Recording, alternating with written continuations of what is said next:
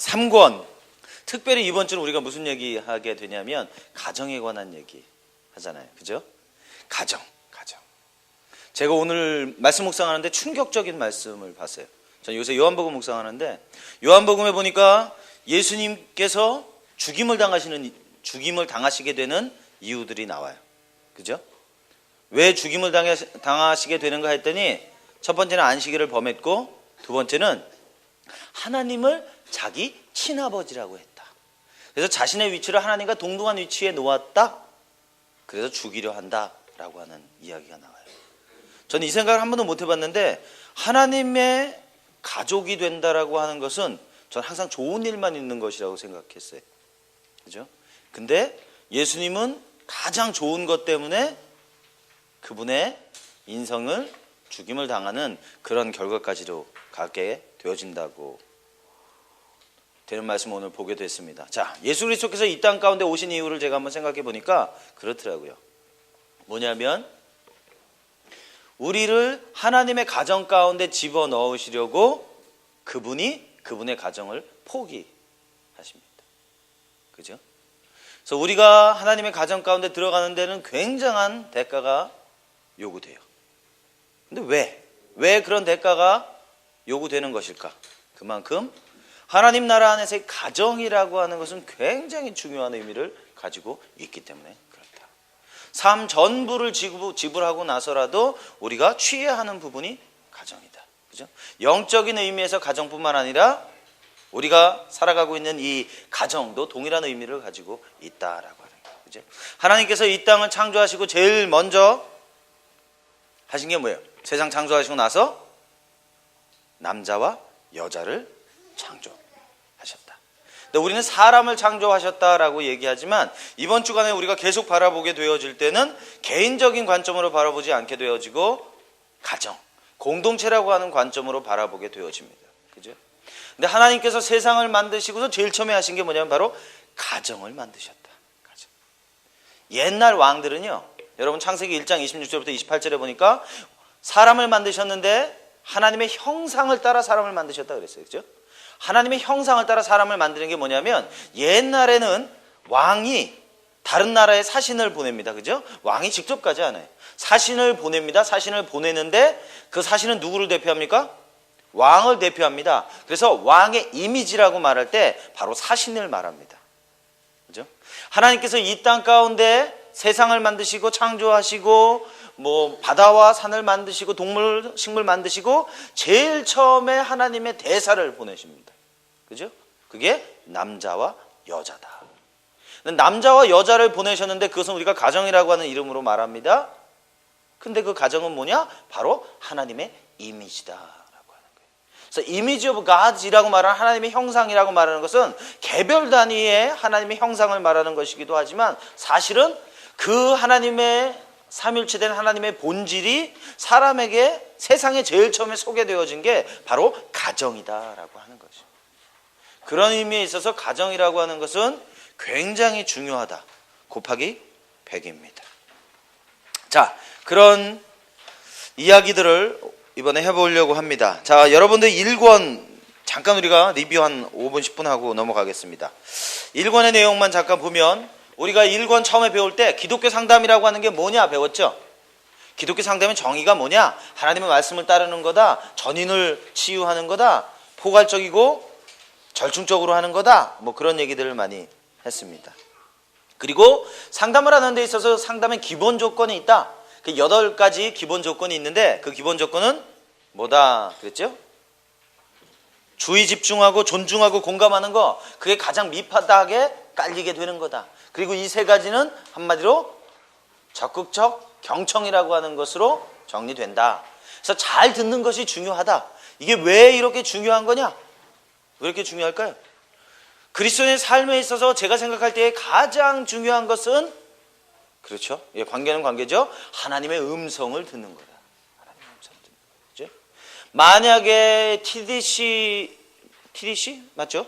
TDC를 하시면서 내 삶에 가장 중요한 것이 하나님의 음성을 듣고 그것에 순종하는 것이 아니다 라고 말한다면 가능하면 이번에 공부하던 거 중단하시고 다시 처음부터 지옥 훈련을 시작하시는 것이 효과적이라고 생각됩니다. 그만큼 하나님의 음성을 듣는 것은 아주 중요합니다. 그죠? 그렇다면 상담가가 되든 안 되든 우리가 인간의 삶을 살아가는 데 있어서 여전히 가장 중요한 영역 중에 하나는 바로 다른 사람의 음성을 듣는 것이다. 내 음성을 듣고 다른 사람의 음성을 듣는 것, 그 상담의 핵심되는 부분이다. 말씀드렸어요. 그리고 이제 그 기반 아래서 진실성과 자기 노출과 구체성과 직면과 직접성, 이러한 것들이 적용되어질 때 효과적인 상담이 되어질 수 있다. 기억하시나요? 오케이. 좋습니다. 그 얘기까지가 이제 저번에 얘기였고요. 자, 22페이지 한번 보시면 저번 1권에서 배웠던 이야기가 기독교 상담 모델에서는 어떤 그림을 그리게 되는지 한번 잠깐 보세요. 우리에게 영혼 몸이 있습니다. 그죠? 영혼 육이 있어요. 그리고 이 영혼 육이라고 하는 것은 어떻게 8가지 기독교 상담의 기본 스킬을 가지고 진행해 나갑니다. 근데 그것을 구체적으로 적용할 때는 통찰이라고 하는 것, 통찰은 주로 뭐 하는 거라 그랬죠? 자, 오늘 강의 없이 1권 시험만 보겠습니다. 통찰은 뭐였죠? 사이코다이내믹. 주로 우리의 삶의 문제는 어디서 오는 거다? 과거에서 오는 거다. 어린 시절에 우리의 삶의 경험들이 대부분 문제를 가져온다. 그게 주로 통찰의 관점이라 그랬어요. 경험주의, 익스피리언셜 테라피의 관점은 뭐냐? 우리의 문제는 주로 뭐의 문제다? 감정의 문제다. 내 안에 감정이 다뤄질 때 나는 치유된다. 그런 관점이 주로 경험주의 관점이다 그랬어요. 그래서 이 경험주의 치료하시는 분들은 과거를 묻지도 않고 지금 현재 상황이나 형편보다는 주로 지금 어때요? 그 사람하고 갈등이 있을 때 느낌이 어땠어요? 아버지를 만나면 어떤 느낌이 들어요? 주로 감정에 집중하는. 그래서 감정을 치료한다. 자, 그리고 그 다음에 인지행동 치료가 있다고 그랬어요. 인지행동 치료는 주로 뭐 한다? 사고를 바꾸는 것을 통해서 행동의 변화를 꾀하고 감정의 변화를 꾀하는 것이다. 그랬어요. 그리고 의약품, 메디케이션, 의사들이 사용하는 방법, 의약을 처방하는 것을 통해서 우울증이라든지 패닉이라든지 그런 여러 가지 분열이라든지 치료하는 방법이다. 그래서 이 모든 상담의 방법들을 통합하고 절충적으로 에클레틱으로 사용하는 방법이 바로 기독교 상담이다. 그런 말씀 드렸습니다. 그래서 특별히 여러분이 주로 해왔던 내적 치유들은 통찰이나 경험주의에 의거하고 있습니다. 인지행동치료는 여러분의 ST 차트, 주로 그것은 인지행동치료와 관련이 있는 것이었습니다. 그리고 의학은 사실은 우리가 의사들을 통해서 처방되어질 수 있고요. 또는 여러분들이 필요에 따라서 약국에 가서 약을 산다든지 그런 부분들이 이제 의학이라고 말할 수 있겠습니다. 그래서 이 모든 것들이 통틀어서 사용되어질 때 우리는 기독교 상담이다 라고 말하게 됩니다. 자, 23페이지도 보시면 이제 진단할 때는 주로 어떤 방법들이 많이 사용되어지는가? 경험주의와 통찰이 많이 사용되어진다. 우리의 원가족, 가정, 그리고 내 감정, 주의 집중, 존중, 공감, 진실성, 자기 노출, 구체성, 이런 것을 가지고 이런 문제들을 진단하게 되어진다. 그죠? 문제를 진단하고 난 다음에 이것을 해결할 때 여러 가지 방법들을 사용하게 되어진다. 그래서 변화를 촉진하는 건 하나님의 능력, 말씀, 기도, 목표를 설정하고 과제를 하는 것, 원가적 작업을 하고 적개심, 죄책감, 정체감, 영분별, 인지행동치료, 그 밖의 문제들, 집단치료, 이런 것들을 통해서 해결해 나간다 라고 하는 것입니다. 자, 이 6권을 여러분들이 하시게 되어지는 이유 중에 하나는 일단 여기서 여러분들에게 많은 인포메이션 그리고 진리를 드리려고 합니다. 성경으로 말하면 로고스를 드리려고 하는 거예요. 로고스라고 하는 것이 여러분의 이 뇌 안에 기록되어지고 난 다음에 그 로고스가 여러분 삶의 경험을 통해서 하나씩 레마가 되어지는 작업이 필요합니다. 그래서 인포메이션이라고 하는 것이 여러분에게 각인되어질 때 레마가 되는 거예요. 그죠? 그래서 아까 목사님 말씀처럼 정말 6권을 다 외우실 수 있으면 제가 볼 때는 더 이상의 기독교 상담이나 가족 치료는 필요하지 않습니다. 이것보다 더 방대한 그 정보를 주고 있는 책은 별로 없어요. 정말. 95년부터 이 책이 그 호주에서 사용되어지기 시작했는데요. 이 닥터 브루스 박사님에 의해서. 근데 이 분이 천재예요. 어느 정도 천재냐면 하루에 책 한 권을 읽고 요약하는 것까지 끝내요. 굉장한 사람이죠. 치과 의사인데. 제가 이 사람 소개했었나요? 예. 멀티 중독, 아주 다양한 중독이었다가 백만장자였고 그러다 80년대 중반에 완전히 망했어요. 가족도 다 깨지고 자기도 이제 그 병원에 입원하게 되고 그러다 하나님 만나면서 자기 삶의 변화를 일으켰던 사람이에요. 그래서 이 책들은 여기 나오는 이 그 내용들은 중복되어지는 내용들도 많이 있습니다. 사실은. 왜냐하면 여러 사람이 쓴 책을 요약해서 집어넣었기 때문에 서로 똑같은 이야기들이 다른 표현들로 되어지는 부분들도 많이 있어요. 그러나 지금 실제로 이 책이 호주에서 그 디플로마 코스에서 사용되어집니다. 디플로마 코스에서 6권을 2년 동안에 해요. 그 분량이 굉장히 많은 거죠. 2년 동안에, 근데 실제로 2년 동안 하지만 그 3개월에 한 권씩 하게 됩니다. 그리고 중간에 다른 부분들 하고, 그리고 3개월에 한 권을 한 다음에 3개월 동안은 뭐 하냐면 그 한 권에 있는 내용을 3개월 동안 프로세스를 하는 거예요. 그 안에 있는 내용들을 자기 삶에 적용하는 작업들을 하게 되어지는 겁니다. 그래서 이번 한 주간에 막 집어넣으시지만 이것이 내 삶에 경험되어지는 데는 시간이 좀 필요하다. 그죠? 그래서 한 가지 한 가지씩 좀 적용해 나가시는 것이 필요합니다. 제가 얘기하잖아요. 저희 삶에서 제일 중요한 것 적용하는 거다. 적용하는 거. 그죠? 인포메이션은 이미 우린 충분히 다 가지고 있다. 그죠? 근데도 적용하지 않기 때문에 우리 삶에 변화가 없는 것이다. 그런 말씀들 드렸습니다. 그래서 24페이지, 25페이지는 나중에 우리가 2권, 아마 12월에 한 번 더 있죠? 예, 2권 그때 할 때 그 부분 이제 좀 같이 나누겠습니다. 자, 이번에는 가정에 대해서, 결혼에 대해서, 자녀 양육에 대해서, 그리고 이번 주 후반부에 가면은 가족 치료에 대해서 좀 구체적인 그림들을 우리가 볼 수 있게 되어지실 것이고, 여러분들이 왜 그렇게 행동하는지, 내가 왜 그렇게 행동하는지, 우리 가족들이 왜 그렇게 행동하는지 이해하시게 될 수 있습니다. 그래서 제가 화요일이나 수요일쯤 되면 숙제를 하나 드릴 겁니다. 죄송합니다. 숙제 얘기만 나오면 좀 어려우실 텐데, 그러나 제가 여러분에게 드리는 숙제는 가볍습니다. 그죠? 그리고 뭐 이렇게 짜내지 않아도 됩니다. 그냥 여러분 가족 얘기 쓰면 됩니다. 그죠? 가계도라고 하는 걸 같이 그릴 겁니다. 이번 주간에 가장 핵심이 되는 내용입니다. 여러분의 집안의 그 가계 그림을 그리는데 3대, 할아버지 할머니, 아버지 어머니, 여러분까지, 결혼하신 분들은 양쪽 집안 해서 A3나 좀 큰 데다가 그려 가지고 오시면 되겠습니다. 그래서 그거는 제가 뒤에 강의하면서 어떻게 그리시라고 가이드를 드릴 겁니다. 그래서 그걸 그리시면서 여러분의 가정을 가장 많이 이해하실 수 있고요. 여러분이 어떻게 기도해야 될 것인지, 어떻게 문제를 뭐 끊거나 잊거나 해야 될 건지 보실 수 있게 될 겁니다.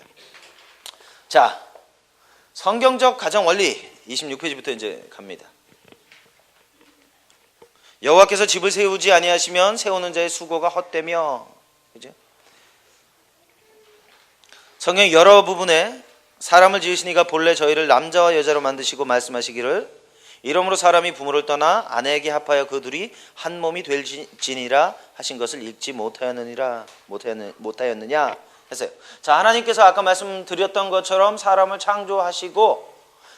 창조하셨지만 하나님께서 이 세상을 창조하시면서 하나님이 직접 하신 게 몇 가지 있어요?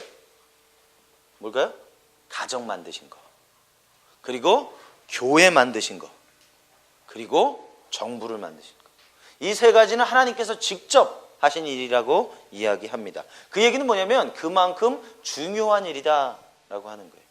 그래서 믿는 사람이든 안 믿는 사람이든 정의하는 바는 다르지만 이 가정이라고 하는 것이 중요한 것은 모두 다 인지하고 있다. 그죠? 여러분들이 생각하는 가정이라고 하는 건 어떤 것인가? 거기다 한번 적어보세요.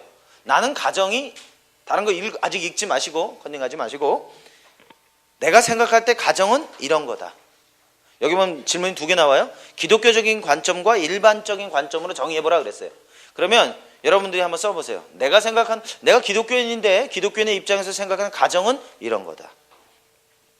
예, 좋습니다. 자, 그럴리어 백과사전에 보면 가정이란 인간의 제도 중에서 가장 오래되고 가장 근본적인 것으로 일반적으로 자녀를 생산하고 보살피며 자신의 문화 방식으로 자녀를 훈련시키는 것을 돕는 남성과 여성으로 이루어져 있다.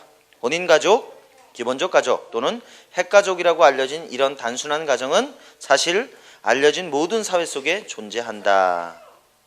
이렇게 얘기하고요. 그 밑에 가정이란 조부모, 숙모, 삼촌, 사촌 등의 좀 더 폭넓은 관계가 있든 없든 상관없이 본질적으로 결혼으로 결합된 한 남자와 한 여자 그리고 그들 중 한쪽 혹은 양쪽의 혈연 또는 입양 자녀들로 구성된 유기체적 단위를 말한다 라고 얘기합니다. 자, 그런데 이 가정이라고 하는 정의가 시대에 따라서 점점점 달라져 가고 있습니다. 그죠? 지금 세대는 이 백과사전이나 우리가 이야기하고 있는 가정이라는 표현보다는 누구든지 관계없어요. 두 사람 이상 모여 살면 가정이라고 얘기합니다. 남자와 남자가 모여 살아도 가정이라고 얘기하고요. 편부모에서 편부모, 즉 아버지나 어머니 한 분과 자녀가 살 때도 가정이라고 이야기하게 됩니다. 그러나 전통적인 견해로서는 사실은 가정이라고 말하지 않았습니다. 가정이라고 말할 때는 아빠, 엄마, 자녀 셋으로 구성되어져 있을 때 가정이다, 가족이다 라는 표현을 썼습니다. 자, 그러면 왜 가정이냐? 우리가 왜 가정이라고 하는 걸 중요하게 여겨야 하는 것이냐? 그죠?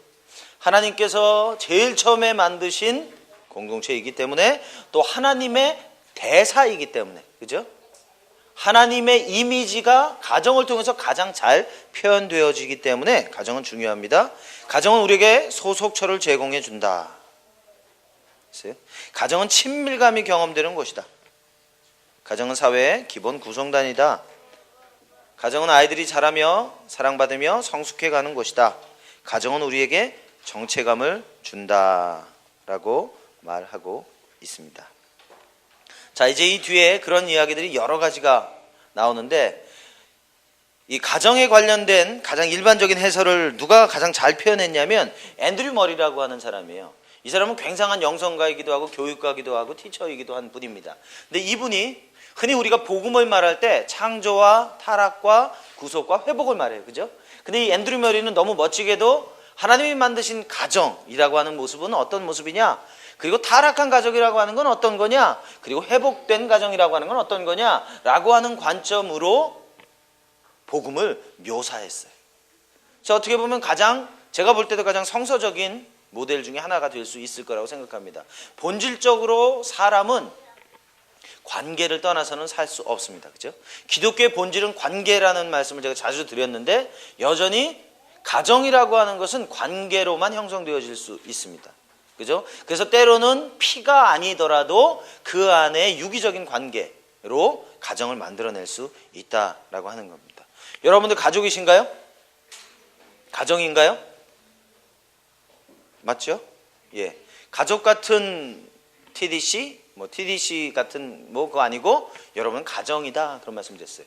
여러분 삶 가운데 여러분의 biological family, 여러분을 낳았고 여러분을 길러주었던 가정 안에서 하나님께서 마땅히 여러분에게 주어야 했던 것들이 가정을 통해서 공급되어지 못했을 때 여러분의 이 대체 가족들, 다시 말하면 영적인 가족들, 입양된 가족들을 통해서 우리는 하나님 나라의 가족을 경험하게 된다. 그죠? 여러분들은 이 그룹 안에서 하나님 나라의 가정을 경험하고 계신가요? 아멘. 조금 더 자신 있으면 좋겠죠? 예. 갈등이 되는 사람이 한두 사람 있는 거죠? 예. 알겠습니다. 자, 하나님이 만드신 가정. 가정은 처음에 삼위일체로부터 시작된다. 제가 이미 말씀드렸죠. 우리의 형상을 따라, 하나님이 우리의 형상을 따라 사람을 만든다라고 말할 때 여기서 하나님은 뭐로 나온다 그랬어요? 엘로힘. 엘로힘이라고 하는 건 엘이라고 하는 하나님의 복수형이다 그랬어요. 그죠? 그래서 성부, 성자, 성령의 하나님으로부터 비롯되는 것이다. 하나님 안에 가정이 없다면, 하나님이 공동체가 아니시라면 그분은 절대로 공동체를 만들어낼 수 없습니다. 그죠?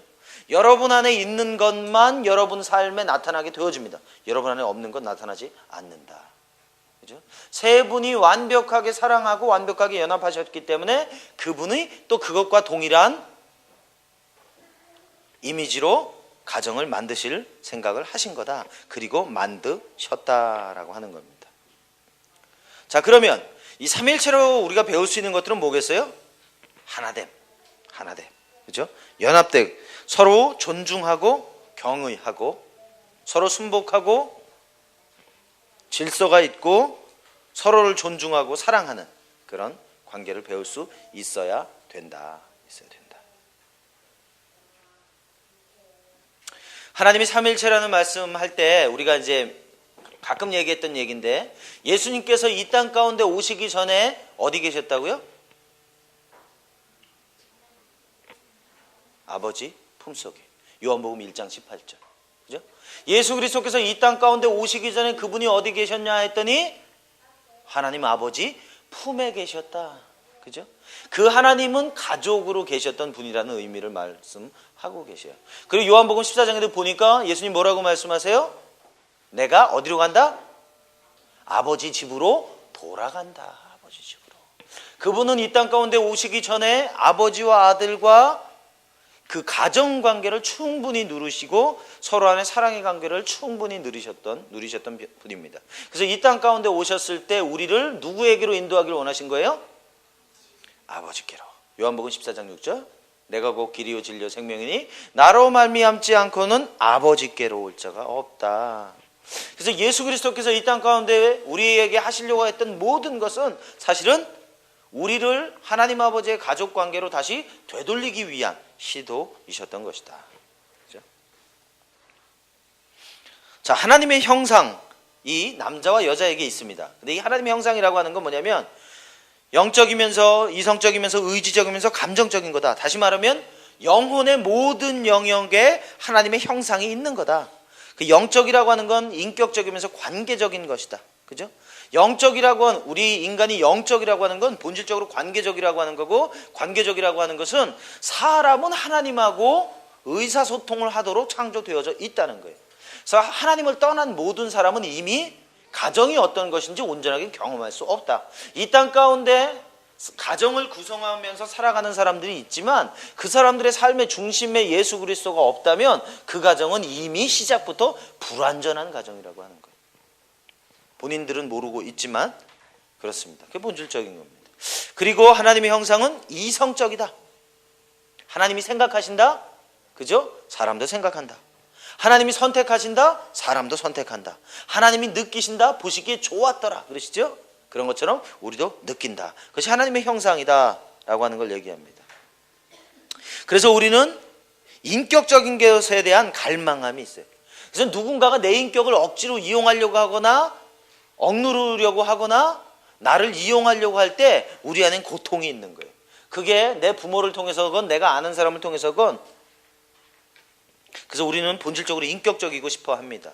이성적으로 평가되어지길 원하고 하기를 원하고 자신의 선택한 길을 추구하고 자신의 세계를 감정적으로 경험하기를 원한다. 그죠? 하나님이 만드신 가정에는 뭐예요? 동반자 의식이 있다. 동반자 의식. 사람이 독초하는 것이 좋지 못하니. 그랬어요. 오늘 저녁에 이제 같이 그 목사님하고 식사하면서 그런 말씀 나눴습니다. 목사님이 쉬고 싶으셔서 이제 좀 쉬어야 되겠다 그런 말씀하세요. 그러면서 무인도에 가서 쉬면 조금 쉴 수 있지 않겠는가, 그죠? 전화도 좀 안 되고 그래서 여기저기서 부르는 사람들 없는 데로 가면 좋지 않겠는가, 이제 그런 말씀 같이 나눴어요. 그래서 제가 이제 그런 말씀 드렸습니다. 한 일주일 동안은 괜찮을 겁니다. 그러나 3개월이 되고 6개월이 지나고 1년이 지나면 영화 한 편 찍는 거죠. 캐스트어웨이 한 편 찍는 거예요. 아무도 없는 데서 이제 전화도 안 오고 그러니까 배구공에다가 얼굴 그려놓고 대화하면서 그러겠죠. 우리 같이 기도하자. 이렇게 기도하고 이미 사람이지만 사람이라고 말할 수 없는 겁니다. 그렇죠? 사람은 본질적으로 관계적이다. 그죠? 사람은 사람이 있어야 된다. 그래서 하나님께서 사람을 만들어 놓으시고 제일 처음에 하나님의 사랑을 그냥 아담에게 부어주시고 그 다음에 그 사랑이 누구에게 흘러가도록? 하와에게 흘러가도록 아담과 하와를 시간차를 두고 만드셨다. 그렇죠? 예, 그렇게 생각 안 하셔도 저는 그렇게 믿습니다. 사람이 독초하는 것이 좋지 못하다. 부부, 가정뿐만 아니라 사랑은 본질적으로 혼자서 살아갈 수 없습니다. 그렇죠? 하나님이 사람을 공동체로 살아가도록 만드셨다. 자, 그리고 하나님 만드신 가정은 어떤 가정이에요? 떠남과 연합됨, live and cleave. 뒤쪽에서도 나오게 될 텐데요. 그 얘기는 뭐예요? 부모를 떠나서 한 몸을 이룬다. 어떤 가정이든지 가정이 되려고 한다면 먼저 자신의 원 가정으로부터 떠나야 됩니다. 왜 그렇게 우리나라의 가정의 문제가 많으냐? 사실은 대부분의 문제는 원 가족을 떠나고 있지 못해요. 그분들하고 어떤 형태로든 경제적으로든 감정적으로든 어떤 형태로든 연결되어져 있기 때문에, 물론 연결되어진 게 나쁜 것이 아닙니다. 근데 건강하지 않게 연결되어져 있기 때문에 문제가 된다. 제가 어디 세미나를 갔는데 이분이 목사님 사모님이세요. 근데 목사님 사모님인데 이제 이혼하려고 하신대요. 도저히 더 이상 살 수가 없대요. 왜 그런가 했더니 결혼을 했는데, 자기는 남편하고 결혼을 했는데 남편은 자기랑 결혼을 한 게 아니라 그분의 엄마 아빠하고 결혼을 했다는 거예요. 그죠? 그 엄마 아빠도 목사님이셔요. 결혼 생활을 하는데 한 번도 자기랑 무엇을 의논하거나 결정하는 일이 없어요. 문제가 생길 때마다 아버지 어머니 집에 간다는 거예요. 그리고 그분으로부터 오다를 받아오고 결과를 받아오고 살아간다는 거예요. 심지어는 아이를 낳는 거, 기르는 것까지도. 그래서 결국 이혼하기로 했는데 그 이혼을 하기로 한 것도 누가 요구한 거냐면 이 부모님이 요구한 거예요. 목사님 부모님이 아들 목사에게 이혼하도록. 그랬더니 흔쾌히 주님의 말씀으로 믿고 한다는 거예요. 기가 막히는 얘기 아니에요? 그죠? 부모를 떠나지 못하기 때문에 일어나는 일이다. 그죠? 그래서 가정이라고 하는 것은 언제나 원 가정을 떠나서 새로운 가정을 만들어야 된다. 그죠? 요새 무슨 신사도 운동, 새로운 기름 부음을 많이 이야기해요. 그죠? 자, 여러분의 삶에 새로운 기름 부음이 있으려면 어떻게 되느냐? 전에 있던 곳을 떠나야 돼. 그죠? 전에 있던 가정을 떠나야만 새로운 가정 가운데 하나님께서 새로운 기름 부으심을 부은다는 거예요. 그리고 그 새로운 기름 부으심이 부어질 때 창조의 역사가 그 가정을 통해서 일어나게 되는 거다 라고 하는 것입니다. 그래서 저는 여러분들이 여러분 삶의 하나님 부르심을 따라가실 때 언제나 가족 단위로 하시면 좋겠어요. 가족 단위. 제가 오늘 그 본의 아니게 점심 식사를 하는데, 오늘 밥 먹는 얘기를 자꾸 하네. 죄송합니다. 식사 안 하신 분 계시면. 그 옆에 한 테이블에 앉아서 이제 식사를 하시는 것 같아요. 식사를 하면서 이제 얘기를 하는데 제가 의도하지 않았지만 들리는 거 어떡하겠어요. 그죠? 들었단 말이에요. 무슨 얘기냐면 이분들이 목회자분들이세요. 근데 앞으로 3개월 후에 그 아이들의 교육을 위해서 떠나는 거예요. 기러기 아빠가 되는 거예요. 그러니까 목사님은 한국에 계시고 그 자녀들과 사모님은 미국으로 가는 거예요. 공부하러. 근데 이유는 간단해요. 아이 영어를 잘하게 하기 위해서. 웃을 일 아니에요. 우리나라에 얼마나 많은 가정이 지금 그러고 있는데요. 그죠? 그 얘기는 뭐냐면 사회 분위기 자체가 가장 중요한 거 아이들에게 영어하게 하는 거. 그죠? 가정의 가치나 하나님이 의도하셨던 가정은 별로 중요하지 않아요, 지금은. 여기서 중요한 건 어떻게 하면 영어를 잘하게 할 거냐. 그죠?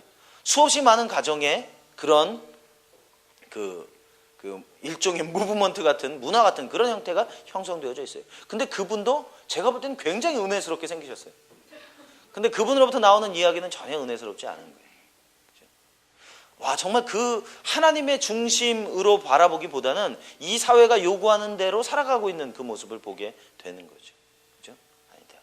우리가 무엇인가를 결정할 때마다 언제나 기억해야 될 건 뭐냐면 이 일의 중심에 예수 그리스도가 계신 것인가. 그죠? 아이가 영어 못하면 어때? 그죠? 더 중요한 건 그 아이가 부모님 밑에서 신앙을 배우고 하나님을 배우고 아빠 엄마로부터 따뜻한 사랑을 공급받음으로 인해서 어떻게 해요? 삶에 하나님에 대한 긍정적인 이미지를 가지고 살아가게 되어질 때 나중에 영어 잘하는 사람들 데려다 쓰면 될 거 아니에요. 그죠? 자기가 영어 못하더라도 그럴 수 있다. 그렇지 못하더라 라고 하는 겁니다. 자, 그래서 연합하고 한 몸을 이루는 것이다. 전적인 헌신을 의미한다. 죄로부터의 자유. 죄로부터의 자유. 제가 그 생각했어요. 그분 누군지도 모르는 분이지만 그분이 이제 자녀와 아이들을 떠나 보냅니다. 나이도 많지 않아요, 아이들이. 근데 이분이 그러면 이제 외로우시겠네요. 같이 식사하는 분들이 그런 얘기해요. 외롭겠죠. 그래서 전 한 가지 더 묻고 싶었어요. 그럼 그 외로움 어떻게 할 건데요? 속으로만. 왜 그래요? 사람은 다 똑같아요. 외로울 때, 여러분 한번 외로울 때 생각해 보세요. 외로울 때 내가 뭐 하든가. 외로울 때 주님 앞에 그냥 달려나와서 전심으로 내 삶을 들여서 금식하며 이렇게 기도해요? 아니요. 그 외로움이 너무너무 깊어서 찌들어서 그 외로움을 순간적이라도 내가 해결할 수 있다면 어떤 거든지 다 한다. 그죠? 그렇다면 그것은 목회자든 풀타임 워커든 내 삶을 하나님 앞에 드렸든 안 드렸든 관계없이 가능하다. 뭐예요? 보호할 수 있는, 서로가 격려하고 위로하고 외로움을 달래줄 수 있는 사람이 없다.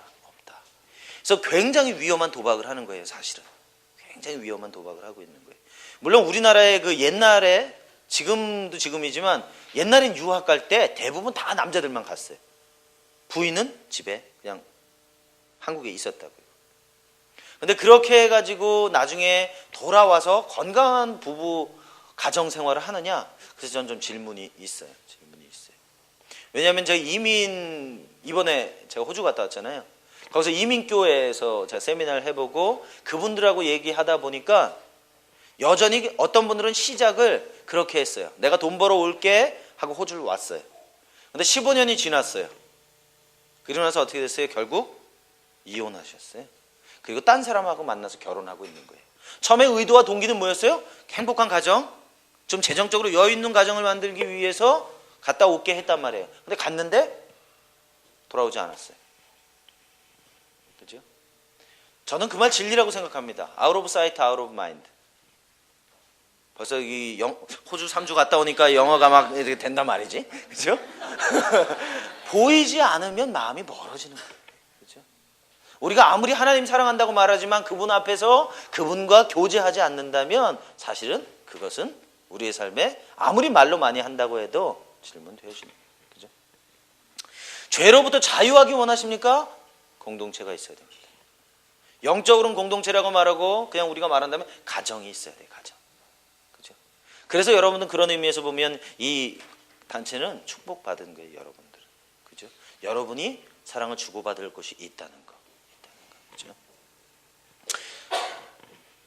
죄로부터 자유합니다. 자, 그 다음에 개방성이 있어요. 개방성과 친근감. 개방성이라는 건 완전히 속을 들여다볼 수 있어요. 그죠? 서로 거리끼는 게 아무것도 없어요. 서로 벗었으나 부끄러워하지 아니하더라. 말씀해 보니까 그렇게 말씀하십니다. 그것은 단순히 눈에 보이는 부분만을 말하는 게 아니에요. 영적으로, 정서적으로, 신체적으로 모든 영역이 부끄러움이 없다라고 하는 거예요. 그래서 하나님이 만드신 가정은 개방적입니다. 열려 있어요. 근데 우리나라의 가정의 특징은 사실은 좀 닫혀 있어요. 아시아의 나라들은 대부분 가정이 closed예요. closed. 그러니까 보통 이걸 이런 식으로 표현하는데 그 웨스턴 시스템은 오픈 시스템이라고 얘기합니다. 근데 이 아시안의 문화들은 대부분 closed 시스템이라고 얘기해요. 근데 그게 이 유교의 영향을 받았기 때문에 그렇습니다. 공자가 죽어야 나라가 산다. 이 나라만 살 뿐 아니라 하나님 나라로 산다. 그죠? 개방성과 친근감, 거리감이 없다. 불안이나 죄책감이나 수치감이 없었습니다. 하나님의 임재와 축복이 있었죠. 그러니까 어떻게 돼요? 하나님이 만드신 가정에는 바로 사명이 있었던 거예요. 이 앞에 있는 모든 부분들은 뭘 말하는 거냐면 사실은 신분을 말하는 거예요. 우리의 삶의 경험을 말하는 거예요. 그죠? 근데 이러한 것들이 하나님이 만드신 가정 안에 충분히 경험되어지고 나니까 그 다음에 뭐가 오느냐? 사명이 오는 거예요. 생육하고 번성하고 땅에 충만하고 정복하고 다스려라 라고 하는 그 사명을 이룰 수 있게 되어지는 거다. 자, 거꾸로 얘기하면 이러한 가정이 우리의 삶에 없다라고 말한다면 우리는 그 사명을 잘 이루어낼 수 없다라고 하는 것입니다. 자, 여러분은 이번 주간에 너무 영적으로 듣지 마세요. 지금 저는 살아있는 가정 얘기하는 거예요. 이 얘기를 이제 실제로 우리 가정에 적용해서 이제 쭉 볼 겁니다. 자꾸 이 모든 것을 영적으로 풀어내려고 하지 마세요. 그죠? 제가 생각할 때 가장 영적인 건 가장 인간적인 거예요. 가장 인간적인 것이 가장 영적인 겁니다. 그죠? 하나님이 사랑이시라 그랬잖아요. 우리가 사랑할 수 있다면 그것보다 더 영적인 것은 없는 거다.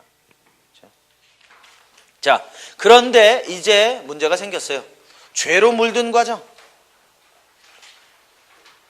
죄라고 하는 것은 단순히 우리의 삶의 어떤 행위만을 말하는 게 아니라 우리의 그 영혼 깊은 곳까지 뿌리 내려져 있는 완전히 삶의 모든 영역이 타락해져 버린 것입니다. 자, 죄의 결과는 뭐예요?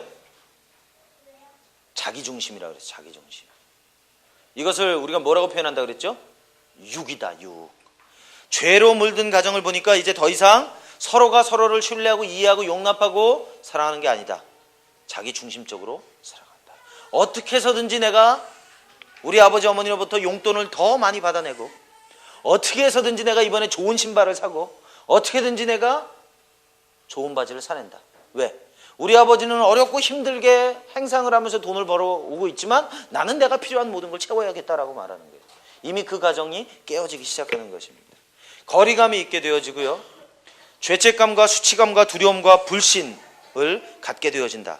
특별히 제가 관계에 대해서 여러분하고 강의할 때 그런 말씀 드렸습니다. 관계는 두 가지 형태의 관계가 있다. 사랑의 관계가 있고 두려움의 관계가 있다. 그죠? 사랑의 관계는 뭐라 그랬어요? I'm glad to be with you. 내가 너랑 같이 있어서 즐겁다. 그런 것이 사랑의 관계라 그랬죠. 그리고 헤어지면 그 사람에 대한 그리움으로 인해서 기쁨이 남아있는 것. 그러나 두려움의 관계는 뭐라 그랬어요? 내가 너랑 같이 있으니까 가능하면 빨리 떠나고 싶다. 그리고 떠나면 다시 보고 싶지 않다. 그죠? 여러분이 여러분의 가정을 한번 생각해 보세요. 아까 어느 자매님 그러셨죠? 가정은 뭐다? 굉장히 생소한 얘기를 했는데 편안한 곳이다. 이렇게 막 감동이 오십니까? 저는 지금 제 가정 너무 편안한 가정이에요. 저는 가정 집에 돌아가는 걸 제일 좋아해요. 그러나 제 이전의 삶을 볼 때 제가 가장 싫어하는 거 집에 돌아가는 거. 그죠? 이 사람들을 보는 것 자체가 고통이고 괴로움인 거예요. 그죠? 근데 가정이 그런 가정이 될 수 있다는 거예요. 두려움의 과정이 될 수 있다는 거예요. 그래서 가능하면 집에 안 들어가는 것이 내 삶의 가장 큰 소망이고 즐거움인 것처럼 그렇게 살아갈 수 있다는 겁니다. 그래서 혹시 여기 나와 계신 분들이 있다면 질문하셔야 돼요. 질문하셔야 돼요. 그죠? 근데 바로 죄로 물든 가정은 그런 가정들이다. 정체성의 상실. 그죠? 의사소통이 제대로 되어지지 않습니다. 서로 비난합니다. 남성이 그 가정을 군림합니다. 그죠? 로드십을 갖는단 말이에요. 로드십하고 헤드십하고 조금 다릅니다. 로드십은 주님의 주대심. 그죠? 근데 가정에서 만약에 남편이 로드십을 갖게 되면 그때부터 어떻게 되는 거예요? 문제가 발생합니다. 권위주의자가 되는 거예요. 로드십을 잘 못 이해하는 겁니다. 그래서 가정 안에서는 로드십이라고 하는 게 있는 게 아니라 헤드십이라고 하는 게 있습니다. 가정의 머리 되는 거예요, 남편이. 근데 이게 머리 된다라고 하는 건 본질적인 의미로 사랑하고 섬기는 겁니다. 그리고 영향력을 흘려 보내는 거다. 뒤에 나옵니다. 하나님의 임재와 축복이 상실되어진다. 하나님의 임재와 축복이 상실되어진다. 왜 그럴까요? 시편 133편의 말씀을 보니까 형제가 연합하여 동거함이 어찌 그리 선하고 아름다운고, 그런 말씀이 있어요. 그죠? 가정 안에 하나님께서 무엇을 부으시냐면 하나님의 성령의 기름을 부으십니다. 그죠?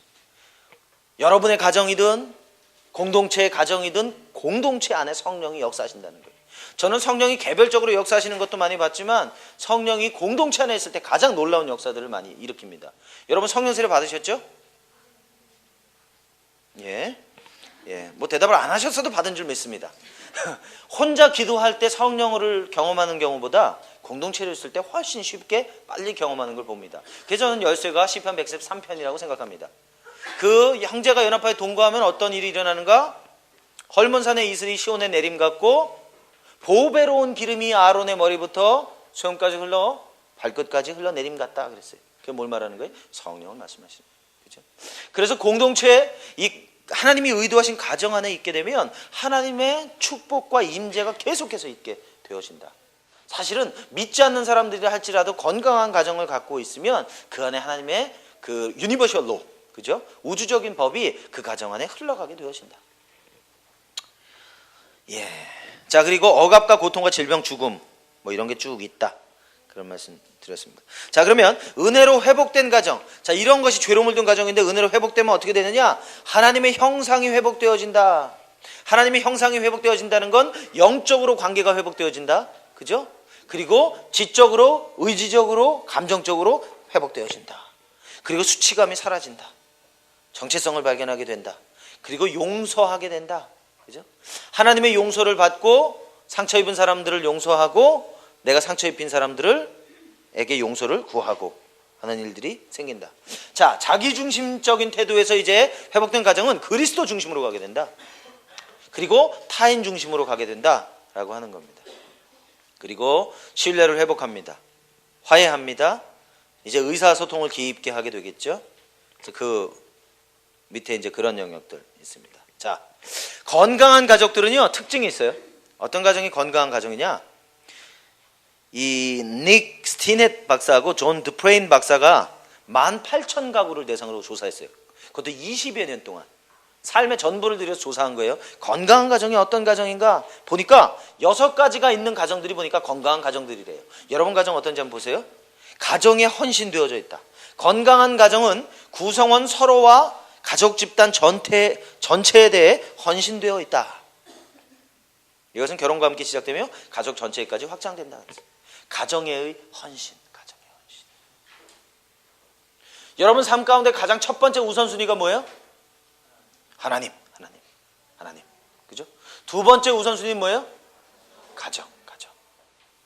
설마 저희 할머니가 평소에 쓰시던 말씀처럼 말은 좋다. 그건 아니시겠죠? 예, 하나님. 그 다음에 이제 사역과 다른 사람들과 그런 영역들이 있게 되어지는 것입니다. 자, 그래서 여러분 삶 가운데 가정에 헌신되어져야 된다. 그러면 내가 과연 내 가정을 좋아하느냐 싫어하느냐에 따라서 가정에 대한 헌신도가 달라지게 되겠죠. 그죠?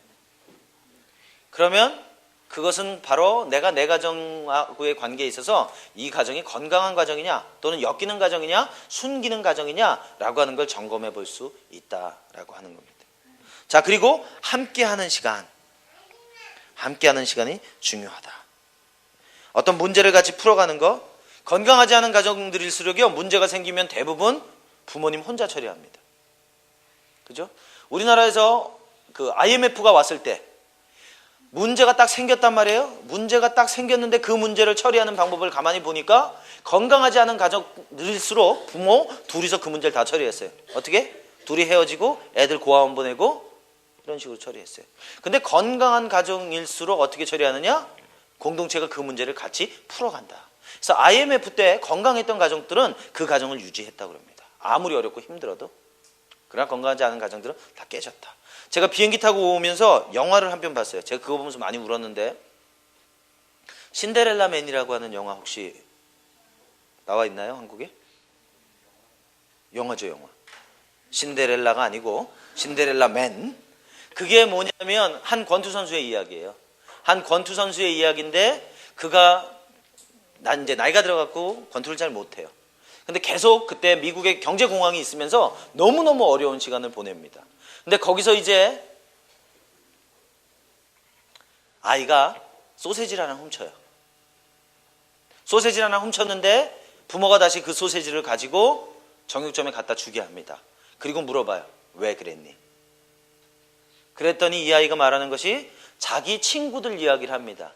자기 친구들 이야기를 하는데 너무너무 어렵고 힘들어서 돈이 없기 때문에 그 집에서 아이들을 다른 집으로 다 보내버렸어요. 이 아이 생각에는 우리도 지금 어렵고 힘든데 먹을 거 없는데 우리도 누군가의 집에 버려지거나 보내지지 않을까. 그렇다면 어떻게 해야 되는가? 내가 먹을 걸 구하자. 그렇게 했던 거예요. 그래서 이 아버지가 이 아이 보고 얘기합니다. 절대로 그렇게 하지 않겠다. 절대로 그렇게 하지 않겠다고 얘기해요. 근데 사실은 보내져요. 누가 보내냐면 엄마가. 너무 힘들고 먹을 게 없는데 아이들도 굶기는 게 너무 안쓰러워가지고 이 아이들을 남편과 동의하지 않고 보내버립니다. 여기서 아버지가 멋져요.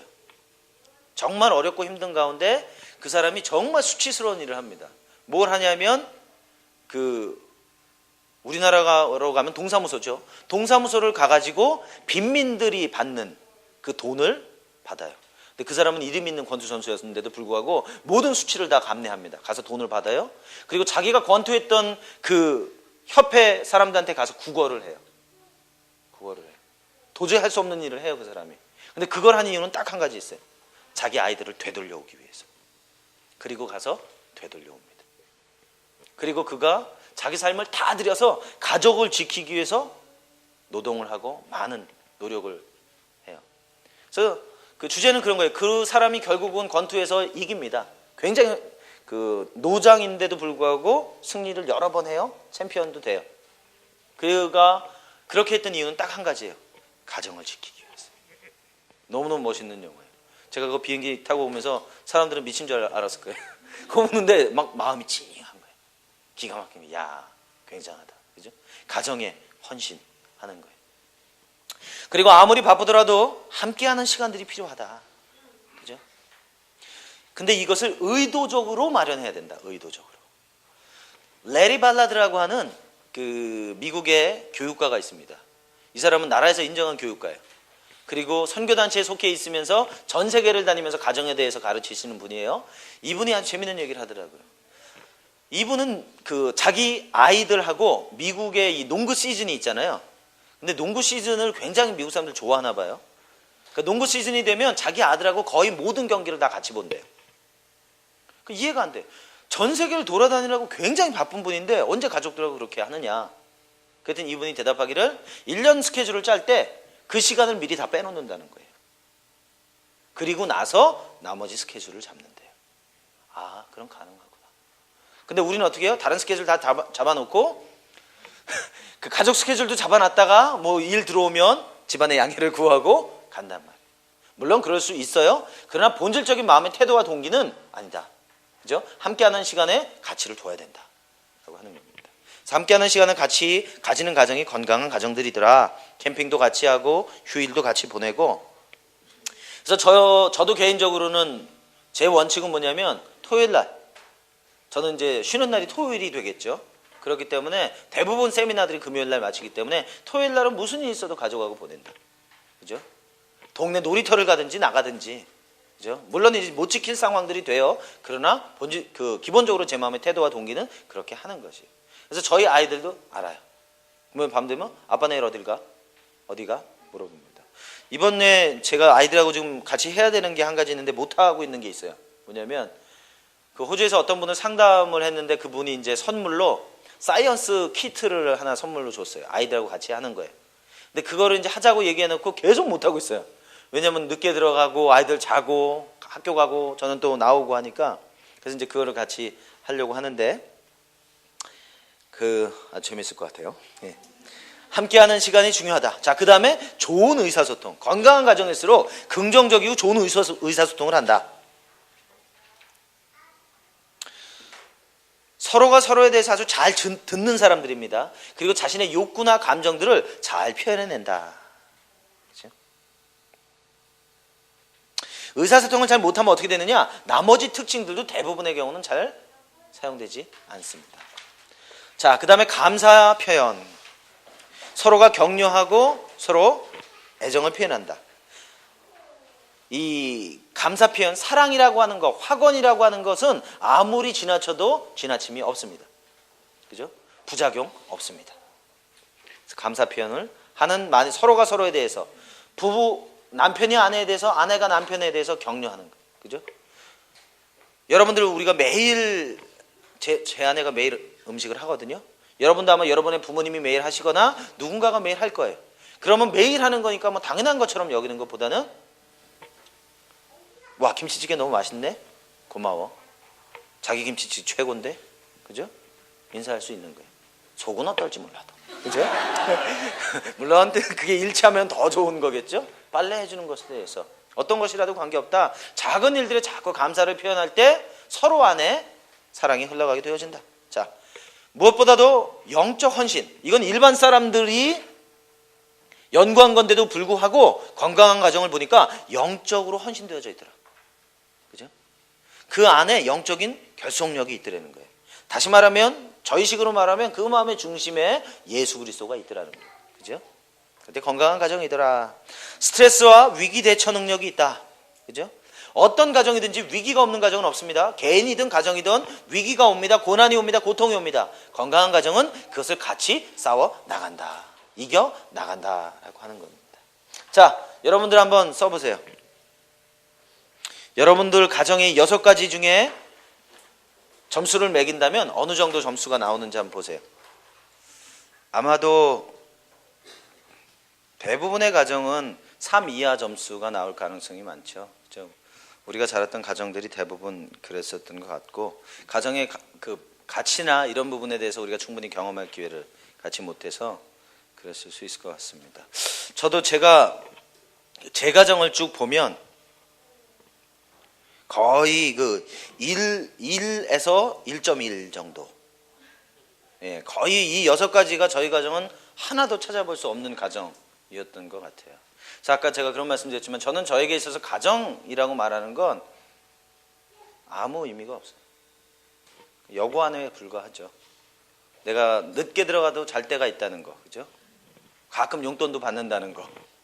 보통 여가는 돈을 내야 되지만, 그래서 그런 의미 외에는 제가 가정에 가야 될 만한 아무런 이유를 찾지 못했던 것 같아요. 아무도 가정에 헌신되어 있는 사람이 없고, 함께하는 시간 없고, 의사소통 전혀 안 하고, 감사 표현하지 않고 서로 싫어하죠. 비난하고, 영적으로 헌신되어 있지 않고, 스트레스와 위기 대처 능력 전혀 없습니다. 배워본 적도 없고, 저희 부모님이 저와 그런 걸 나누어 본 적도 없고, 그래서 거의 건강하지 않았던. 지금 저희 가정을 본다고 한다면 저는 제가 볼 때는 평균 4점 줄 수 있을 것 같습니다. 평균 4점에서 5점 사이 정도 줄 수 있을 것 같아요.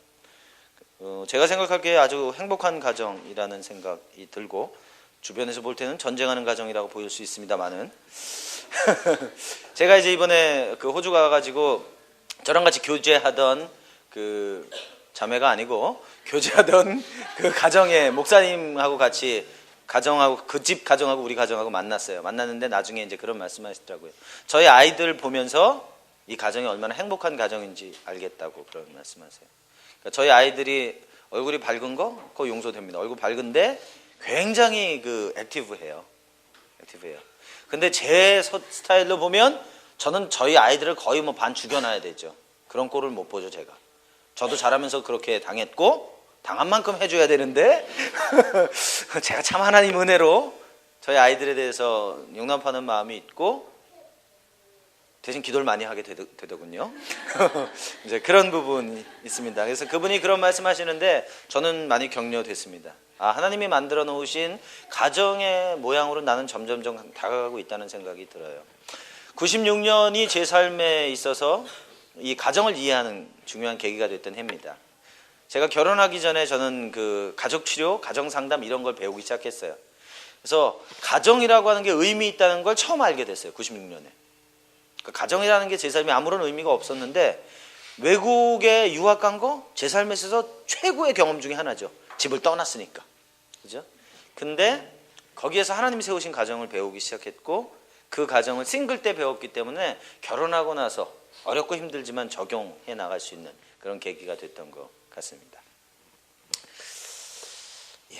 자, 전통적인 성경적 가정관, 뭐 좋은 것도 지나치면 좋지 않다? 아까 말씀드렸죠? 사랑과 확언, 아무리 많이 해도 지나치지 않은 거다. 그래서 여기 보면 이제 전통적인 성경적인 가정관을 이 Focus on the Family라고 하는 단체에서 이 5가지 지침을 제시했어요. 자, 아까 앞에서는 얘기했던 내용들이 풀어보면 이런 내용들이 될 겁니다. 자, 그 뒤에도 보면 94년도에 예수전도단이라고 하는 선교단체에서 그 가정사역 파트에서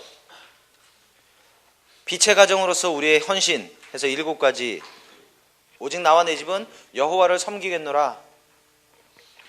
우리는 가정생활에서 주님을 영화롭게 하며 그분께 합당한 자리를 내어드리도록 결정한다. 우리는 가족 한 사람 한 사람을 하나님의 형상대로 지음받은 독특한 개인으로 존중하기로 결정한다. 우리는 가정생활에 우선권을 두고 함께 시간을 보내며 친밀한 유대관계를 세우는데 힘쓰기로 결정한다. 우리는 가정에서 하나님을 경외하는 성경적 의사소통 방식을 따르기로 결정한다.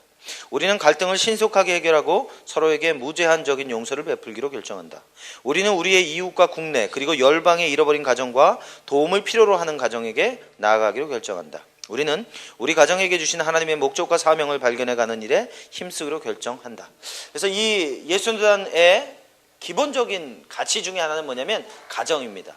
그래서 이런 것들이 어떻게 드러나느냐면 97년도에 제 아내가 그 6개월짜리 훈련을 받았어요. DTS라고 하는 훈련을 받고 나서 전도여행을 갔습니다.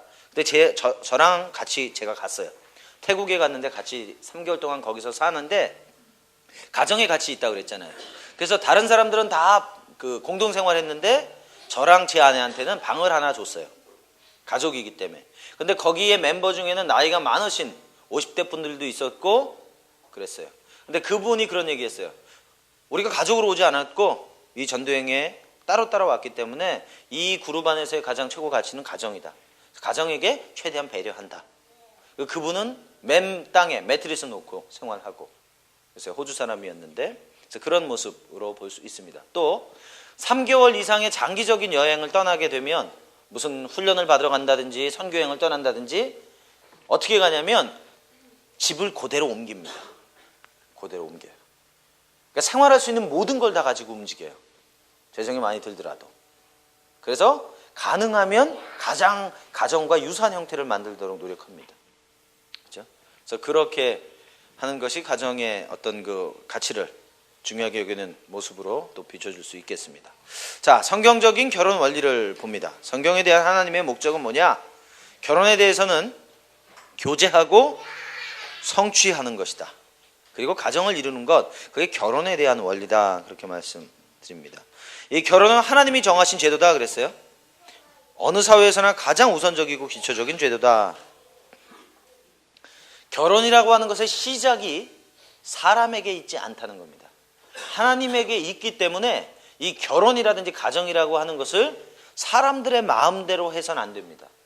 그 얘기는 이혼에 관한 것도 마찬가지고 어떤 형태로가 됐든지 가정을 깨는 것 하지 않아야 된다. 남성과 여성의 연합이 가정의 중심을 이룬다. 아내는 하나님의 선물이다. 하나님은 이혼을 미워하신다. 하나님이 이혼을 미워하십니다. 그리고 또 한 가지는 하나님께서는 우리의 중매장이십니다.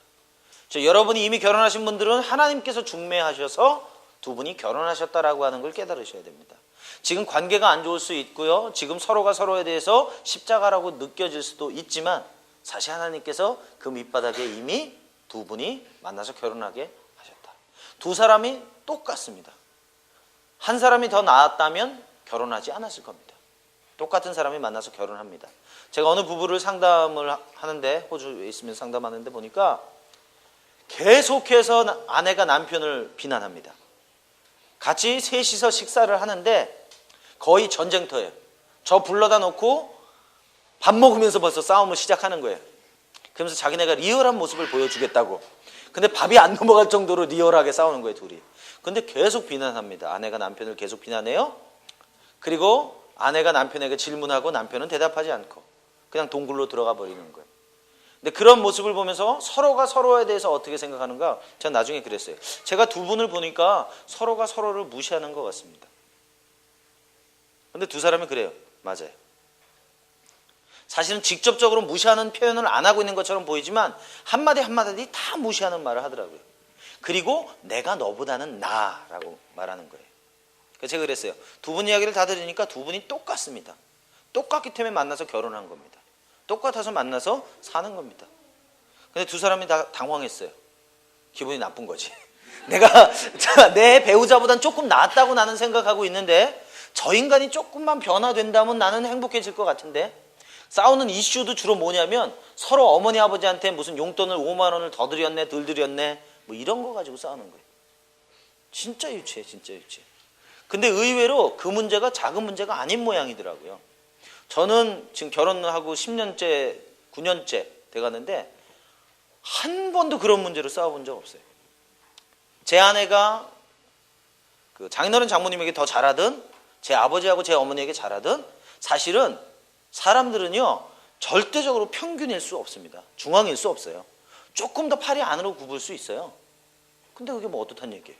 그러면 안 돼? 이분도 부모님이고 이분도 부모님이란 말이에요. 근데 한쪽 부모님에게 조금 더 할 수 있다는 거예요. 그럴 수 있어요. 괜찮다는 거예요. 사람이 그렇다는 거예요. 사람. 그럼 이쪽에서 조금 이쪽을 더 한다? 그럼 내가 이쪽을 조금 더 하면 되는 거고, 아니면은 이쪽을 반대로 더 한다? 그럼 내가 이쪽을 더 하면 되는 거고. 그래서 서로에 대해서 비난하기 시작하면 모든 것이 다 문제가 된다. 그리고 이 가정의 특징은 처음에 시작을 뭘로 했냐면 아주 작은 일로 시작을 했어요. 뭐냐면 그 빨래를 잘 하지 않는다로 시작을 했는데 한 15분 지나니까 뭐로 흘러가냐면 이 얘기는 잊어버렸어. 전혀 다른 아버지 어머니 얘기를 해가면서 막 서로 물고 뜯고 있는 거예요. 제가 중간에 끊었어요. 뭐 때문에 처음에 싸우셨죠? 글쎄 생각이 안 나는데요. 그러면서 전혀 엉뚱한 얘기를 하는 거예요. 아주 건강하지 않은 형태예요. 이 갈등 해소를 잘못하는 아주 대표적인 형태예요. 이 얘기 나중에 좀 더 하겠습니다. 그런 뭐 하죠? 하나님이 이혼을 미워하신다 말씀하시면서 하나님께서 우리의 매치메이커 중매장이시기 때문에 그분이 우리의 인생에 대해서 가장 잘 알고 있다. 여러분이 이제 혹시 결혼한 분들 가게도 이제 앞으로 그려보시면 굉장히 재밌을 거예요. 부부가 전혀 다른 것 같은데 가게도 그려보면 굉장히 유사한 점이 많아요. 여러분들이 앞으로 결혼하실 분들 그 사람하고 결혼하면 나랑 전혀 다른 사람하고 결혼한 것처럼 보이지만 가게도 그려보면 유사성들이 굉장히 많이 있어요. 물론 다른 점들도 있지만 서로가 서로를 끌어요. 전혀 다른 세상에서 살던 사람들인데도 불구하고 그렇다는 거예요. 그죠? 그래서 결국은 거기서 거기다. 그 나무에 그 밥이다. 그죠? 비난할 거 없다. 어려움이 발생할 때마다 우리가 가져야 할 목표는 언제나 화해다 그랬어요. 이 가정 안에서 문제가 생길 때 문제가 생기기 전에 사실은 원칙을 결정해야 돼요. 우리가 아무리 갈등하더라도 해가 지기 전에 화해하자. 절대로 잠자리를 따로 하지는 않는다. 특정한 형태의 가정 안에 보이지 않는 어떤 룰을 가질 필요가 있어요. 그러면 위기가 닥쳤을 때 보호해 줄 수 있습니다. 그나마 그것조차 없다면 보호되어질 만한 게 없죠. 그래서 그런 거. 자, 결혼의 목적 중에는 동반자 의식이다 그랬어요. 독초하는 게 좋지 못하다. 인간의 외로움에 대한 하나님의 해답. 하나님 자신을 제외하고 배우자다. 결혼 또한 사랑의 관계다. 그렇죠? 보완을 통한 완성이다. 아내는 남편을 돕는 배필이다. 그렇죠? 그래서 사실은 아내들이 더 뛰어난 거라면서요? 도와주는 사람이기 때문에, 남편들을 도와주는 사람이기 때문에 더 뛰어난 사람이고 더 성숙한 사람이다. 예, 저는 인정하고 싶습니다. 예. 돕는 대필이다. 부족함을 채워주는 것이다. 그래서 갈비뼈에서 하나를 뺐다는 얘기도 있죠. 그래서 갈비뼈가 더 아내 되는 갈비뼈가 왔을 때 완성을 이룬다. 이런 표현을 쓰기도 합니다. 그래서 보완을 통해서 서로 완성하는 거다. 그래서 두 사람은 사실은 미완성된 완성이다. 그래서 둘이 하나가 되어졌을 때 온전한 모습을 가져올 수 있게 된다고 볼 수 있습니다. 자, 그러면서 여기서 중요한 건 뭐냐면 한 몸이 된다 할지라도 여전히 따로 또 가치가 돼야 된다. 부부라고 하는 것은 한 사람의 인격과 또 한 사람의 인격이 만나서 새로운 인격을 만들어내는 것이다. 그러나 여전히 고유한 자신의 인격을 가지고 있다. 뭐하고 비슷해요? 삼위일체랑도 아주 유사한 형태라고 볼 수 있습니다. 자, 새롭고 영원한 관계다 그랬어요. 아까 떠나는 것과 연합한다를 말씀드렸죠. 이 연합한다, 클리브라고 하는 단어는 어떤 원어를 쓰냐면 콜라오라고 하는 단어를 씁니다. 콜라오라고 하는 단어는 뭐냐면 악교풀이에요. 악교풀. 딱 붙이는 거예요. 접합하는 거예요. 그래서 이혼하면 찢어지는 거예요. 사실은. 이게 원래 있던 대로 이렇게 떨어지는 게 아니라 찢어지는 거다. 하나이기 때문에. 자, 그리고 언약적인 관계다. 언약 얘기는 요 밑에 좀 더 하겠습니다. 친밀감을 갖는 관계다. 부부관계는 한 몸의 관계다. 영적으로나 정서적으로나 정신적으로나 육체적으로나 친밀감을 갖는 것이다. 제가 그런 말씀 드렸네. 부부관계에서요, 친밀감이 있는 부부는 성적인 문제가 있을 때 성적인 문제는 가장 작은 문제가 됩니다. 근데 부부간의 친밀감이 없게 되면 성적인 문제는 가장 커다란 문제가 되어집니다. 그죠? 그래서 모든 영역에 친밀감이 필요하다. 친밀감을 가지려면 어떻게? 서로가 서로에 대한 비밀이 없어야 한다. 개방적이어야 한다. 열려 있어야 한다. 오픈되어져 있어야 한다. 그죠? 이렇게 우리나라 보니까 딴 주머니도 많이 차시고, 딴 주머니까지는 그래도 봐줄만해. 무슨 딴 살림 하시고 아주 희한한 사람들 많이 있어요. 그는 결코 친밀감을 경험할 수 없습니다. 자기 자신을 망치는 거예요, 사실은. 그렇죠? 자, 그 다음에 개방성, 여기 비밀이 없는 상태라고 그랬는데 이거 아주 중요한 얘기입니다. 부부 간에서 부부가 서로 공유되지 않는 얘기는 어디 가서도 하면 안 됩니다. 그 간음에 대한 얘기할 때 제가 그런 말씀을 드리는데 육적인 간음이라고 하는 건 언제나 영적인 간음이 먼저 옵니다. 그 영적인 간음이라고 하는 건 뭐냐면 여러분이 부부와 그러니까 배우자와 서로 이야기하지 않는 것, 그것을 다른 사람들하고 나눌 때 그것은 영적인 간음이 됩니다. 그리고 그러한 간음은 시간이 지나가면 육적인 간음으로 변해 가게 됩니다. 어느 날 갑자기 간음이 일어나는 그런 일은 없습니다. 그 안에서 지속적이고 반복적인 어떤 관계가 형성되어집니다. 그렇죠? 그래서 부부간에 비밀이 없어야 한다. 서로 개방적이어야 되고 서로의 약함과 강함에 대해서 나눌 수 있어야 된다. 제가 제일 창피했던 게 뭐냐면 제 아내 앞에서 첫 번째 울었을 때 무지하게 창피하다고만. 제가 잘 안 우는 사람이었었는데 제 아내는 좀 정직한 편이에요. 좀 많이 개방적인 편이에요. 근데 제 아내 앞에 언젠가 제 연약함을 보이고 그러고 났는데 그게 왜 울었는지 모르는데 눈물이 흐르더라고요. 근데 주체를 못 하겠어요. 근데 제 아내가 저를 안아주면서 저를 위로하더라고요. 근데 그다음부터는 자주 울어.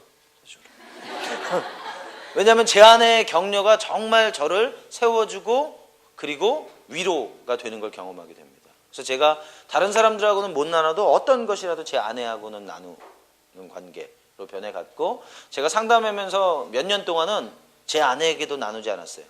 상담한 내용은 어떤 이야기라도 죽을 때까지 안 나눈다. 근데 어느 때부터인가 제 태도를 바꿨습니다. 이 개방성에 대해서 배우고 난 다음부터 제가 상담할 때 그런 얘기예요. 당신이 나랑 나누는 어떤 이야기도 내 아내랑 나눠집니다. 누구하고도 안 나누지만 내 아내하고 나눕니다. 괜찮으시면 나누시고 아니시면 나누지 마십시오. 그렇게 합니다. 자, 그러한 친밀감 그리고 재생산을 위한 거다. 결혼의 중요한 목적 중에 하나는 재생산입니다. 생육하고 번성한다 라고 하는 것에는 이 경건한 자손을 갖는 것도 아주 중요한 의미를 가지고 있습니다. 제가 오늘 읽었던 책 중에 아주 깜짝 놀랐어요. 미국인 것 같은데 1년에 회심하는 사람이 1년? 1년인가요? 아유 주여. 네, 정확한 데이터를 제가 말씀드리겠습니다. 17만 명 정도가 회심한대요. 매일인지 뭐 1년인지 한 달인지. 근데 어쨌든 그것보다 중요한 얘기는 뭐냐면 그 시간에 17명이 회심하는 그 시간에 몇 명이 태어나냐면 65만 명이 태어난대요. 그죠? 그러면 우리가 전도하는 속도보다 아이들 태어나는 속도가 훨씬 빠르다는 거예요. 그죠? 그럼 주님 오시려면 오래 걸리신다는 얘기가 되는 거예요. 그죠? 그래서 우리는 그 재생산이 중요하지만 이렇게 아이들이 나아지게 되어질 때 경건한 자녀들로 자라나갈 수 있도록 양육해야 될 필요가 있다. 그죠? 그래서 만약에 65만의 아이들이 태어났는데 태어나면서부터 복음을 접하지 못하고 기도를 통해서 자라지 못한다면 그 아이들은 17만을 회심시키는 동안에도 우리는 계속 기하급수적으로 자신은 놓치고 있게 되어진다라는 부분입니다. 자, 그리고 사역. 사명이죠. 아담과 하와에게 할 일을 주셨다. 땅에 충만하고 정복하고 다스려라. 그죠? 아담과 하와가 굉장한 일을 합니다. 뭐래요? 이 세상에 있는 모든 것들의 이름을 줍니다. 그죠? 근데 재밌는 건 하나님께서 그 이후에 아담이 불렀던 모든 동물의 이름을 그대로 하나님이 부르신다는 거예요. 하나님이 새로 만드실 수 있는데 그렇게 안 하시고 사람에게 그러한 권세를 부여하셨습니다. 딱 보니까 사자네. 무슨 뜻인지도 모르지만 사자네 그랬어요. 그랬더니 하나님이 사자라고 부르셨다는 거예요. 그죠? 하나님이 그만큼 우리를 신뢰하고 계시고 우리가 하는 일들에 대해서 인정하고 계시다라고 하는 것입니다. 그죠? 그리고 그리스도와 교회의 모델을 따른다 그랬어요. 그리스도와 교회의 관계는 바로 결혼의 관계를 통해서 나타낼 수 있습니다. 자, 결혼 안에서의 언약이라고 하는 게 중요한 건데 그러니까 이 결혼과가 아니라 이 위에 보면 언약과 계약의 차이가 있어요. 사람들이 결혼을 할 때 어떤 사람들은 언약적인 결혼을 하지만 어떤 사람들은 계약적인 결혼을 합니다. 언약이라고 하는 것의 기반은 뭐가 있냐면 신뢰라고 하는 기반을 가지고 시작하는 게 언약이에요. 그러나 계약이라고 하는 것은 언제나 밑바닥에 뭐가 있는 거냐면 불신이 있습니다. 그리고 언약이라고 하는 건 시기에 문제가 없어요. 그러나 계약이라고 하는 것은 서로가 새로운 상황이 발생하면 깨어질 수 있습니다. 동의하에서 깨어질 수 있습니다. 그러나 언약이라고 하는 것은 상황과 형편에 관계 없다. 그죠? 우리가 언약에 대해서 가장 잘 배울 수 있는 데가 어디냐면 창세기 15장입니다. 창세기 15장에 보면 무슨 얘기가 나오냐면 하나님께서 이제 아브라함하고 얘기를 하십니다. 아브라함하고 얘기를 하시다가 이제 뭘 하시냐면 야, 너 가가지고 새를 좀 반쪽으로 잘라라. 제사를 지내라고 그러는 거예요. 그래서 새를 반쪽으로 잘라 놓습니다. 반쪽으로 잘라 놓고 계약을 하시려고 하는 거예요. 하나님께서 지금 사람하고 아브라함하고 언약을 맺으시려고 하는 거예요. 근데 이게 고대 근동에서는요, 어떻게 사람이 계약을 했었냐면 서로 간사님하고 저랑 계약을 한단 말이에요. 계약을 딱 해놓고 나서 어떻게 하느냐면 동물을 자릅니다. 동물을 반으로 잘라가지고 두 사람이 같이 거기를 지나가요. 만약에 너랑 나 둘 중에 하나 계약을 어기는 사람이 있으면 이 동물이 잘라지는 것처럼 우리 둘이 계약을 어긴 사람이 잘라져도 좋다는 거예요. 이게 굉장히 무서운 얘기를 하고 있는 거죠. 동일하게 지금 하나님께서 아브라함하고 그러한 계약적인 관계를 맺으시려고 하는 거예요. 그래서 잘랐어요. 반으로 잘라놓고 이제 하나님하고 아브라함하고 지나가면 끝나는 거예요. 우리는 아마 12번도 더 잘라줘야 될 거야. 그죠? 걱정스러운 상황이에요. 지금 상황은 사실은. 아마 아브라함도 걱정하고 있을 거예요. 이거 지금 건너갔다가는 어떻게 하면 좋지? 좋은 척 할까? 이러려 그러다가 감사하게도 하나님께서 아브라함을 재우십니다. 아브라함을 재워놓으세요. 재워놓으시고 불 사이로 아니란다. 그 재물 사이로 불의 모습을 통해서 지나가십니다. 지나가시고 그날 하나님께서 아브라함과 언약을 세우셨다. 그렇게 말씀하십니다. 그 얘기는 뭘 말씀하시는 거냐면 하나님께서 아브라함과 언약을 세우셨는데 둘이 같이 간 게 아니라 그분이 일방적으로 언약을 맺으신 거예요. 왜? 인생이라고 하는 것은 계속 변하고 계속해서 관계를 깨기 때문에. 그렇지만 하나님께서는 변하지 않으시고 내가 너랑 언약했기 때문에 네가 아무리 그 관계를 어렵고 하고 힘들게 한다 할지라도 나는 지키겠다는 거예요. 변하지 않겠다는 거예요. 얼마나 다행스러워. 그죠? 인생을 아시는 거예요. 그죠? 그렇게 하는 것이 바로 언약이다라고 하는 거예요. 그렇다면 이걸 우리 인생으로 본다면, 결혼으로 본다면 결혼 생활을 통해서 한 사람이 굉장히 헌신하지 않는 삶을 살아간다 할지라도 나는 그 언약 가운데 있겠다라고 말하는 거예요. 그것을 누가 보여줘요? 호세아라고 하는 사람이 보여주죠. 그죠? 그리고 또 이러한 언약적인 관계를 누가 보여줘요? 예수님이 보여주시죠. 또 다윗과 요나단 같은 사람들이 보여주는 거예요. 그죠? 다윗과 요나단이 서로 언약을 맺습니다. 서로 언약을 맺는 장면이요, 기가 막힌 장면을 보여줘요. 서로 언약을 맺는데 왜 아브라함이 누구야? 요나단이요 자기가 입고 있던 옷을 벗어줍니다. 요나단의 신분은 왕자였어요.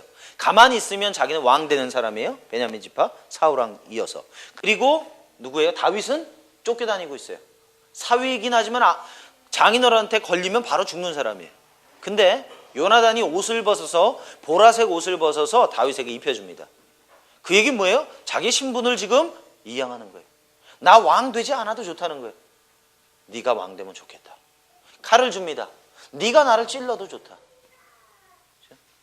방패를 주고 자기를 보호할 수 있는 모든 것을 다 다윗에게 넘겨줍니다. 자기의 신분을 상징하는 모든 것을 다 넘겨줍니다. 그리고 네가 나를 해한다 할지라도 나는 이것을 지키겠다고 말하는 거예요. 굉장한 거죠. 굉장한 거예요. 그렇죠? 그리고 결국 요나단은 죽음을 당하죠. 그렇죠? 재밌는 건 다윗이 그 언약을 기억한다는 거예요. 이 두 사람이 했던 언약을 기억합니다. 그 언약을 기억하고서 누구를 살려줘요? 모비보셋을 살려줘요. 그리고 평생 다윗의 상에서 밥을 먹게 합니다. 그 얘기는 뭐냐면 모비보셋이라고 하는 사람은 다윗만 죽이면 다시 왕이 될 수 있는 사람이에요. 그래서 그렇게 하는 일은 없습니다. 대부분의 경우 그러니까 누군가로부터 왕권을 취해오면 삼족을 다 멸해버려요. 다시 반항하지 못하도록 그렇게 합니다. 그런데 같이 밥을 먹는 그런 관계다. 그 관계가 이제 지나가면서 제가 생각할 때는 하나님께서, 예수님께서 이 바울이라고 하는 사람을 구원할 만한 이유를 아무리 찾아도 저는 개인적으로 찾을 수가 없습니다. 그러나 한 가지 찾을 수 있다고 한다면 다윗과 요나단의 언약이 예수님까지도 기억하셨다. 저는 개인적으로 그렇게 생각됩니다. 다윗은 어느 지파 사람이에요? 유다 지파 사람이에요. 요나단은 베냐민 지파 사람입니다. 예수님은 누구 지파예요? 유다 지파 사람입니다. 바울은 어느 지파? 베냐민 지파 사람. 만약에 커넥션을 찾는다면 조금 무리할 수도 있겠습니다만은 만약에 커넥션을 찾는다면 저는 그렇게 찾을 수 있다. 언약이라고 하는 것은 만대까지 흘러가는 것이다. 그죠? 그래서 하나님께서 아브라함과 맺으신 그 언약은 오늘 이 시간 여기에도 적용이 되어진다. 그죠? 그리고 가정 안에도 당연히 적용되어진다. 그래서 결혼식이라고 하는 걸 보면 어떻게 되어 있어요? 양쪽으로 나뉘어 있으면서 빨간 융단이 깔려 있죠. 그게 사실은 그런 의미를 가지고 있는 거예요. 이 양쪽에 앉은 사람들이 증인인 거예요. 그렇죠? 그래서 두 사람이 그 사이를 지나가는 거예요. 그리고 반지를 끼워주는 이유도 바로 그러한 언약적인 의미를 가지고 있다라고 하는 것입니다. 자, 사랑과 결혼.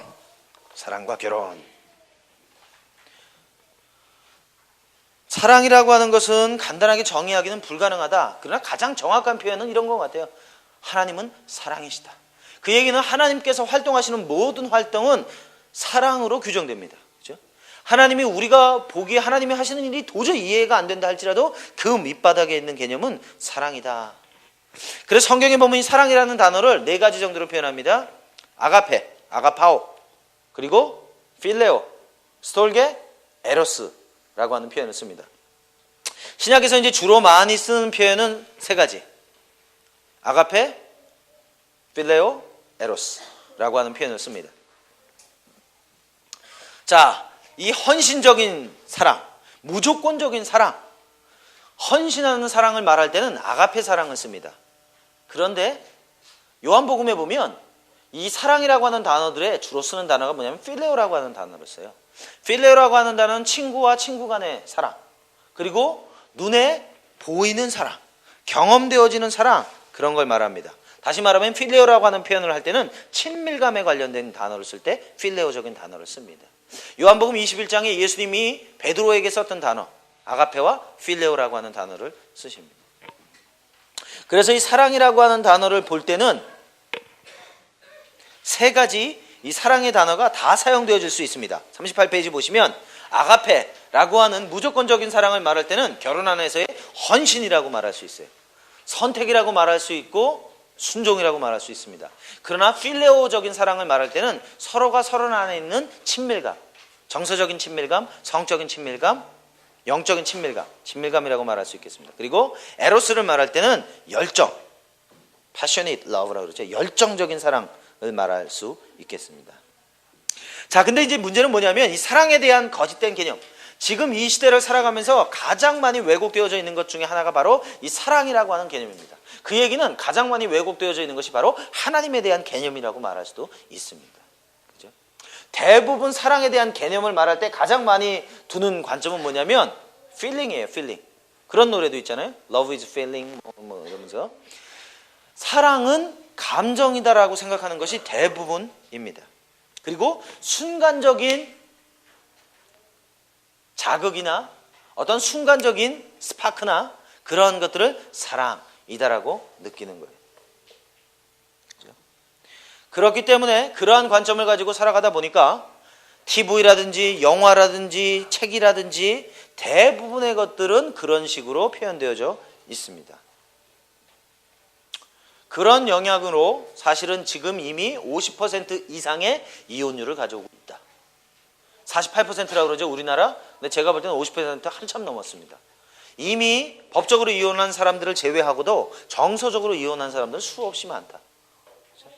그것은 기본적으로 사랑에 대한 이해를 잘못 가지고 있기 때문에 그런 것이다. 많은 사람들이 사랑에 빠진다 그런 표현 씁니다. fall in love 한다. 그것은 건강한 경험이 아니에요, 사실은. fall in love 하게 되면 사랑에서 빠져나오면 사랑이 끝난다. 그 사랑에서 빠져나오면 결혼이 끝난다 라고 하는 거예요. 대부분 감정에 기반하고 있기 때문에 그런 것이다. 근데 사랑이라고 하는 것은 선택과 헌신과 일이다, 활동이다 그랬어요. 유명한 심리학자죠. 스콧 팩이라고 하는 사람이 그런 말을 했습니다. 낭만적인 사랑에 대한 신화, 사랑에 빠지는 것에 대한 잘못된 개념. 이것은 이 사랑이라는 잘못된 개념이다. 그렇게 말했어요. 스콧 팩이 사랑이라고 하는 걸 말할 때 아직도 가야 할 길이라고 하는 책에서 뭐라고 표현했냐면 자기를 확장하는 거다. 그런 식의 표현을 썼습니다. 근데 이게 놀라운 건 이 스콧 팩이라고 하는 사람이 아직도 가야 할 길이라고 하는 이 불후의 명작의 책을 썼을 때 넌 크리스찬이었다는 거예요. 그가 그 책을 쓸 때 그리스도인이 아니었어요. 근데 그 책은 상담의 고전입니다. 그리고 굉장히 성서적인 개념으로 쓴 책이에요. 그리고 그로부터 몇 년 후에 그가 그리스도인이 됐습니다. 왜냐하면 자기가 쓴 책대로 그리고 자기가 경험한 것을 보니까 그리스도인의 어떤 삶의 모습과 너무 일치하더라는 거예요. 그래서 자기가 믿지 않는 것이 이상하게 여겨졌대요. 그래서 예수 그리스도를 믿게 되어졌다. 그래서 뭐 여러분 거짓의 사람들 그런 책도 다 이 사람이 쓴 책입니다. 사랑이라고 하는 건 선택이다. 그걸 어떻게 할 수 있느냐? 고린도전서 13장에 보니까 사랑에 대해서 말할 때 사랑은 오래 참고 온유하고 겸손하고 누가 쓴 책 제목이 그런 거 있죠? Love is a choice. 사랑은 선택이다. 제가 이것 가지고 그 한 부부 상담할 때 여러분하고 나눴던 내용입니다. 결혼 생활을 한 지 8년 됐어요. 근데 이 여집사님이 찾아왔어요. 요새 우리 집에 문제가 생겼습니다. 무슨 문제가 생겼나요? 그랬더니 그분이 하시는 말씀, 우리가 결혼 생활한 지 8년 됐는데 남편이 두 집 살림을 8년 동안 했습니다. 기가 막힌 얘기죠. 8년을 결혼 생활했는데 어떻게 두 집 살림을 8년을 해요? 사람이 아닌 사람이에요. 이거지 이거. 그 얘기를 듣고 저도 좀 당황했어요. 와, 그런 수가 있는가? 이 사람이 또 학교 선생님인데 이럴 수가 있는가? 근데 제가 그 얘기를 다 듣고 뭐 할 얘기가 없어요. 그냥 콱 이거 외에는 제가 할 얘기가 없어요. 그래서 이거 어떻게 하면 좋은가? 그러다가 제가 딱 한마디 했던 것이, 집사님, 사랑은요 감정만은 아닙니다. 그리고 같이 고린도전서 13장을 읽었어요. 근데 그것이 그분에게는 충격이었어요. 사랑이 감정이 아니라고요? 저는 감정인 줄 알았는데요. 사랑이 선택이라고 하는 말 전 처음 들어봤는데요. 그리고 나서 그분이 가정으로 돌아갔습니다. 그리고 어떻게 했느냐? 남편을 용서했어요. 진짜 대단한 사람이에요. 남편을 용서했어요. 근데 남편을 용서함으로 인해서 그 남편이 돌아왔습니다. 회심했어요. 회개하고 모든 관계를 다 정리했어요. 그리고 지금도 열심히 그 자신의 죄를 속죄하면서 살아가고 있습니다. 그래서 그 가정은 사실은 행복한 가정으로 변해가고 있어요. 그죠? 사랑은 그런 것이다. 잘못된 사랑이라고 하는 게 이 동반 의존이라고 하는 겁니다. 내가 누군가를 사랑하면서 내 삶의 존재의 의의를 발견하는 것. 저번 세미나 때인가요? 동반 의존 좀 얘기했었는데 기억하세요? 예, 그런 겁니다. 자, 결혼해서 사랑의 단계가 있는데 시간이 지나감에 따라서 조금씩 사실은 좀 달라져요. 처음에 이제 결혼하고 나서는 굉장히 이상적입니다. 그죠? 굉장히 이상적인, 아직은 이 사랑에 빠져 있는 단계일 가능성이 많아요. 그래서 모든 것이 아무리 잘못하는 걸 봐도 환상처럼 보입니다. 눈에 뭐가 씌워져 있기 때문에 문제가 없어요. 그죠? 처음에는 남편이 발 씻겨달라 그러면 그것도 굉장히 멋있죠. 발도 씻고, 야, 이거 굉장히 낭만적이네. 발 씻겨주고. 2년 딱 지나면 귀찮아 죽겠는데 저 인간이 왜 저러는가? 변하죠. 이 현실적인 사랑으로 변해 간다. 그죠? 이상적일 때는 발 씻겨줄 때는 낭만인데 현실적으로 가면 귀찮아지는 거예요. 아니 지가 닦지 왜 나보고 씻겨달라고 그러는 거야? 바뀌어버리는 거예요. 그죠? 그리고 이제 점점점 서로 안에 숨겨져 있는 자신의 삶의 모습들이 드러나기 시작합니다. 원가정으로부터 왔던 부정적인 모습들이 드러나기 시작합니다. 그리고 자기가 가장 긍정적인 면으로 보고 결혼했던 것이 이제 자기를 괴롭히기 시작하는 그런 단계로 오게 됩니다. 자, 그리고 나서 이제 시간이 지나가면 편안한 사랑이 된다. 자기 정체성을 다시 발견하게 되고 결혼의 정체성을 확인하고 친구 같은 그런 관계가 되어집니다. 그리고 이제 새로운 사랑, 그 기간이 지나가면 보통 21년에서 30년 사이에 나타난답니다. 여러 가지 그 부정적인 것들, 재정적인 스트레스들, 시들해진 성생활이나 성취되지 못한 꿈, 이런 것들로 힘들고 어렵고 지쳐버린 것을 그냥 그때 인정하고 받아들이는 그런 시기로 간다고 합니다. 자, 그리고 나서 이제 30년이 지나가면 다음 세대를 양육하는, 이제 대부분의 경우는 경제적으로 좀 안정이 되기도 하고 다음 세대를 양육하는 그런 시기가 되어지는 거죠. 그 시기가, 그러니까 양육하는 것을 완성하는 시기가 되는 거죠.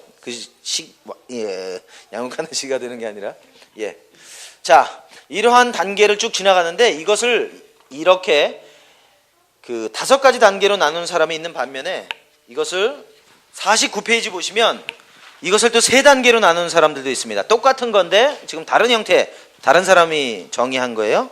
이상주의 단계, 낭만적인 거, 감정과 에로스 뭐 이런 것으로 결혼을 하게 되는 거죠. 눈이 먼다, fall in love 한다, 이런 것들이 이제 주로 이런 관계가 되는 거고, 이것이 지나가면 이제 현실주의가 되는 거죠. 그래서 어떤 사람은 이게 몇 개월이 될 수도 있고 또는 몇 년 후가 될 수도 있다. 그리고 이제 이것이 이제 지나가게 되면 재창조의 단계가 되어질 수 있다. 그래서 이거는 앞에 있는 거하고 같은 거지만 세 부분으로 나눈 내용이라고 볼 수 있겠습니다. 자, 그러면 결혼해서 이제 사랑이라고 하는 것이 이런 식으로 이제 발전되어져 간다고 한다면 우리가 살아가면서 이제 서로가 서로에 대해서 사랑을 표현해야 된다. 그죠? 사랑을 나눠야 된다. 사랑은 선택이라고 그랬어요. 사랑은 헌신이라고 그랬어요. 사랑은 일이다. 그렇게 말했어요. 그렇다면 사랑은 선택이고 헌신이고 일이고 활동인데 어떤 형태로 그러면 사랑이라고 하는 것이 표현되어져야 될 필요가 있겠느냐? 사랑이라고 하는 건 언어다.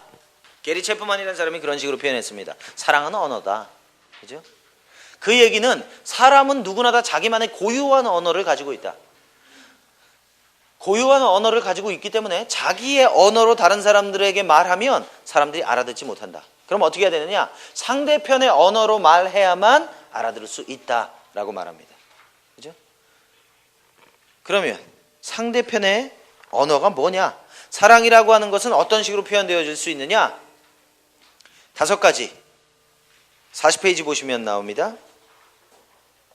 함께 보내는 양질의 시간이다.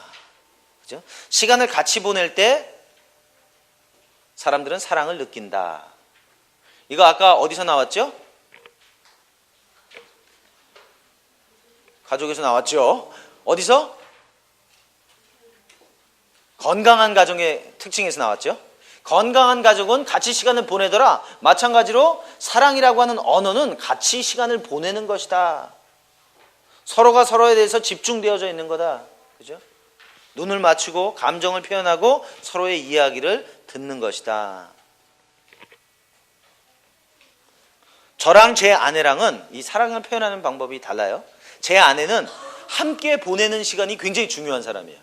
같이 시간을 보내주고 같이 있으면 제 아내는 사랑받는다고 느끼는 사람이에요. 근데 저 같은 경우는 같이 있으면 사랑받는다고 못 느껴요. 사실은 나를 좀 따로 두는 게 사랑받는다고 느껴요. 내 아내가 내가 혼자 있을 수 있는 시간을 주는 것, 아, 날 사랑하는구나. 난 그렇게 느끼는 거예요. 근데 제 아내는 그렇게 했다가는 사랑받는다고 못 느끼는 거예요. 그죠? 그래서 저랑 제 아내랑 초기에 이게 좀 달라서 어려웠어요. 그러니까 제 아내는 계속 같이 있어야 되는데 저는 계속 시간이 필요한 거예요. 내향적인 사람들이 또 그렇잖아요. 저는 어떤 것을 통해서 제가 사랑받는다고 느끼냐면 그 밑에 있는 확언하는 것, 격려하는 말, 사랑하는 말, 감사하는 말, 이러한 것들이 저는 들으면 사랑받는다고 느낍니다. 마크 트웨인이 그런 얘기했습니다. 무슨 얘기했냐면 나는 2달에 한 번만 칭찬받으면 살 수 있다. 그럼 이 사람은 1년에 6번만 칭찬 들으면 살 수 있다는 거예요. 그죠? 그 사람의 사랑의 언어가 바로 칭찬이기 때문에 그런 것이다. 그죠? 자, 여기 함께 보내는 양주의 시간 조금 더 얘기하면 같이 시간을 보낸다는 것은 같은 공간에 있는다는 걸 말하는 게 아니에요. 같이 시간을 보낸다는 건 같은 공간 안에 있으면서 서로 사이클을 공유하는 거예요. 그죠? 남편이 텔레비전 보고 있을 때 아내가 옆에서 뭐라고 하루 종일 지났던 얘기를 열심히 합니다. 그러면 남편은 가끔 이제 박자 겸 한 번씩 알았어, 그랬어? 근데 텔레비전을 계속 바라보고 있어요. 그러면 같이 시간을 보내는 것이 아니다라고 하는 거예요. 서로가 서로의 눈을 맞추고 서로가 서로에게 집중해야 되는 시간이다. 그래서 서로 이야기를 하려고 한다면 텔레비전을 끊는다든지 신문을 옆으로 놓는다든지 하는 것이 필요하다. 그죠? 그래서 배우자 중에 한 사람만 이야기하는 것은 사실은 서로 시간을 같이 보내는 것이 아니다. 제가 이제 자녀 양육할 때 그 얘기하는데 아이들이 와가지고 아빠 놀아줘. 또 배운 게 있으니까 함께 보내는 양질의 시간 그렇게 해야지. 그래가지고 그래 놀자. 뭐 할래?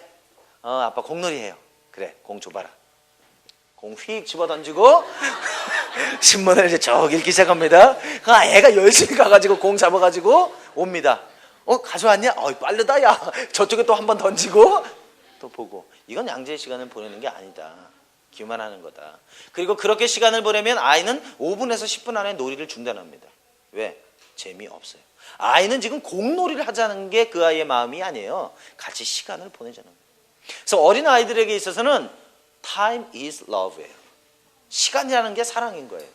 근데 그것을 이해 못하면 주로 이제 부모님들이 그러죠. 우리가 양보다 질보다 양보다 질이야. 뭐 이런 얘기 많이 한단 말이에요. 아니다. 양 없는 질이라고 하는 건 없다. 그죠? 그래서 그런 시간들을 가질 필요가 있습니다. 이런 거. 저기 어디입니까?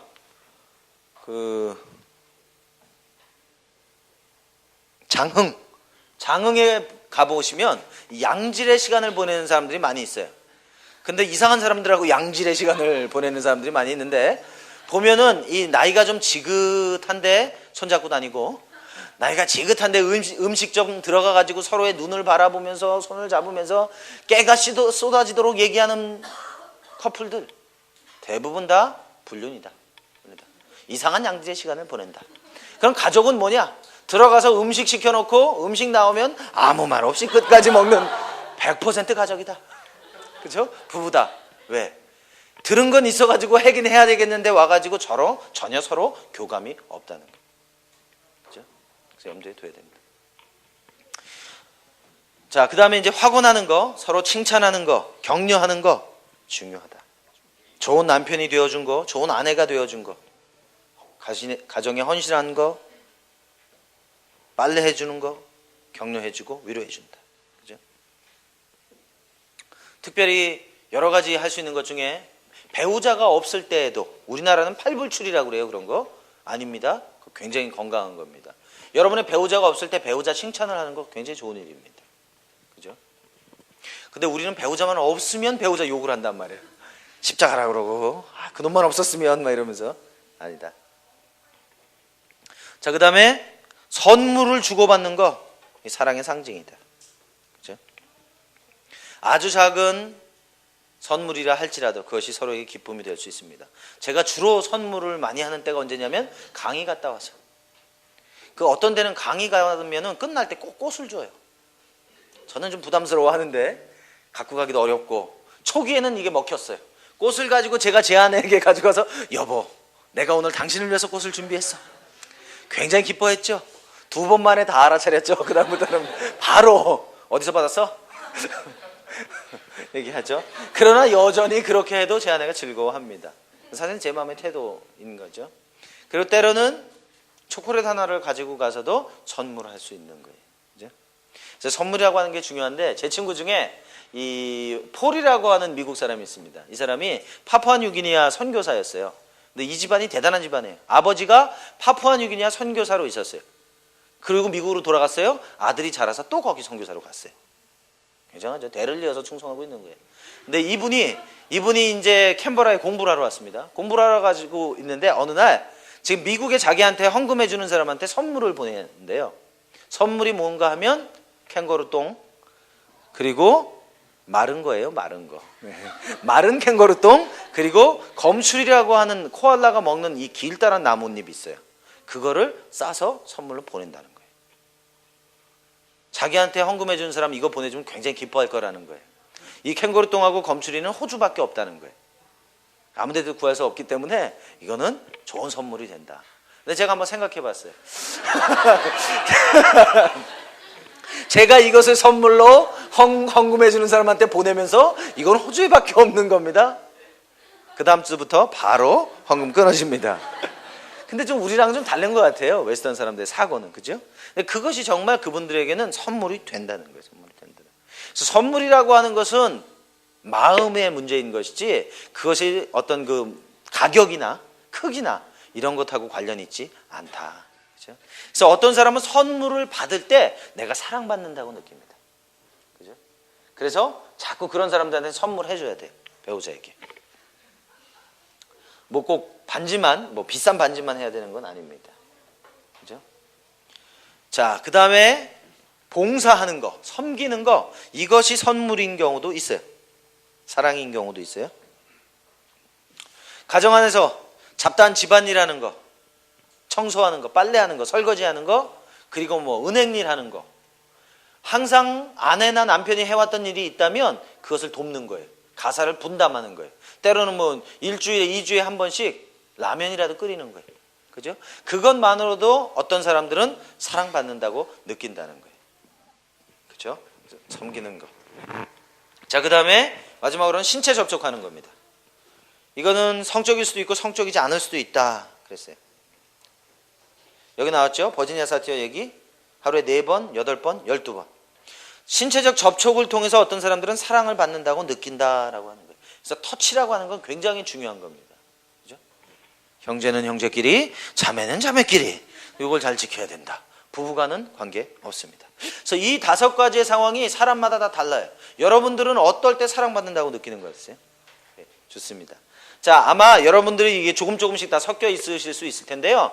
가장 여러분들이 상처받는 거 있죠? 그 반대의 것이 여러분의 사랑입니다. 내가 가장 상처받는 게 뭔지 한번 생각해 보시면 돼요. 그죠? 그럼 그 반대의 거, 그게 내가 사랑을 경험하는 거라고 볼 수 있습니다. 제가 그런 말씀 드렸죠? 우리 마음 안에는 다라이가 하나씩 있다. 그죠? 누구나 다, 뭐, 정치, 경제, 사회, 문화, 그리고 어느 나라를 막론하든지 누구나 있다. 이름은 다 다르지만 있다. 그죠? 그 다라이가 채워져야 된다. 하나님께서 채우시고 또 여러 번 주변에 있는 사람들이 그것을 채운다. 그죠? 뭘로 채울 것이냐 발견해야 된다. 자, 결혼에 대해서 세속적인 정의는 뭐예요? 조건적이다. 너랑 나 둘 중에 마음 안 맞으면 바로 깬다. 그런 거죠. 사랑은 감정이야. 그리고 일시적일 수 있어 라고 말합니다. 그러나 성서적인 건 뭐예요? 무조건적이다. 사랑은 감정만이 아니다. 헌신과 수고다.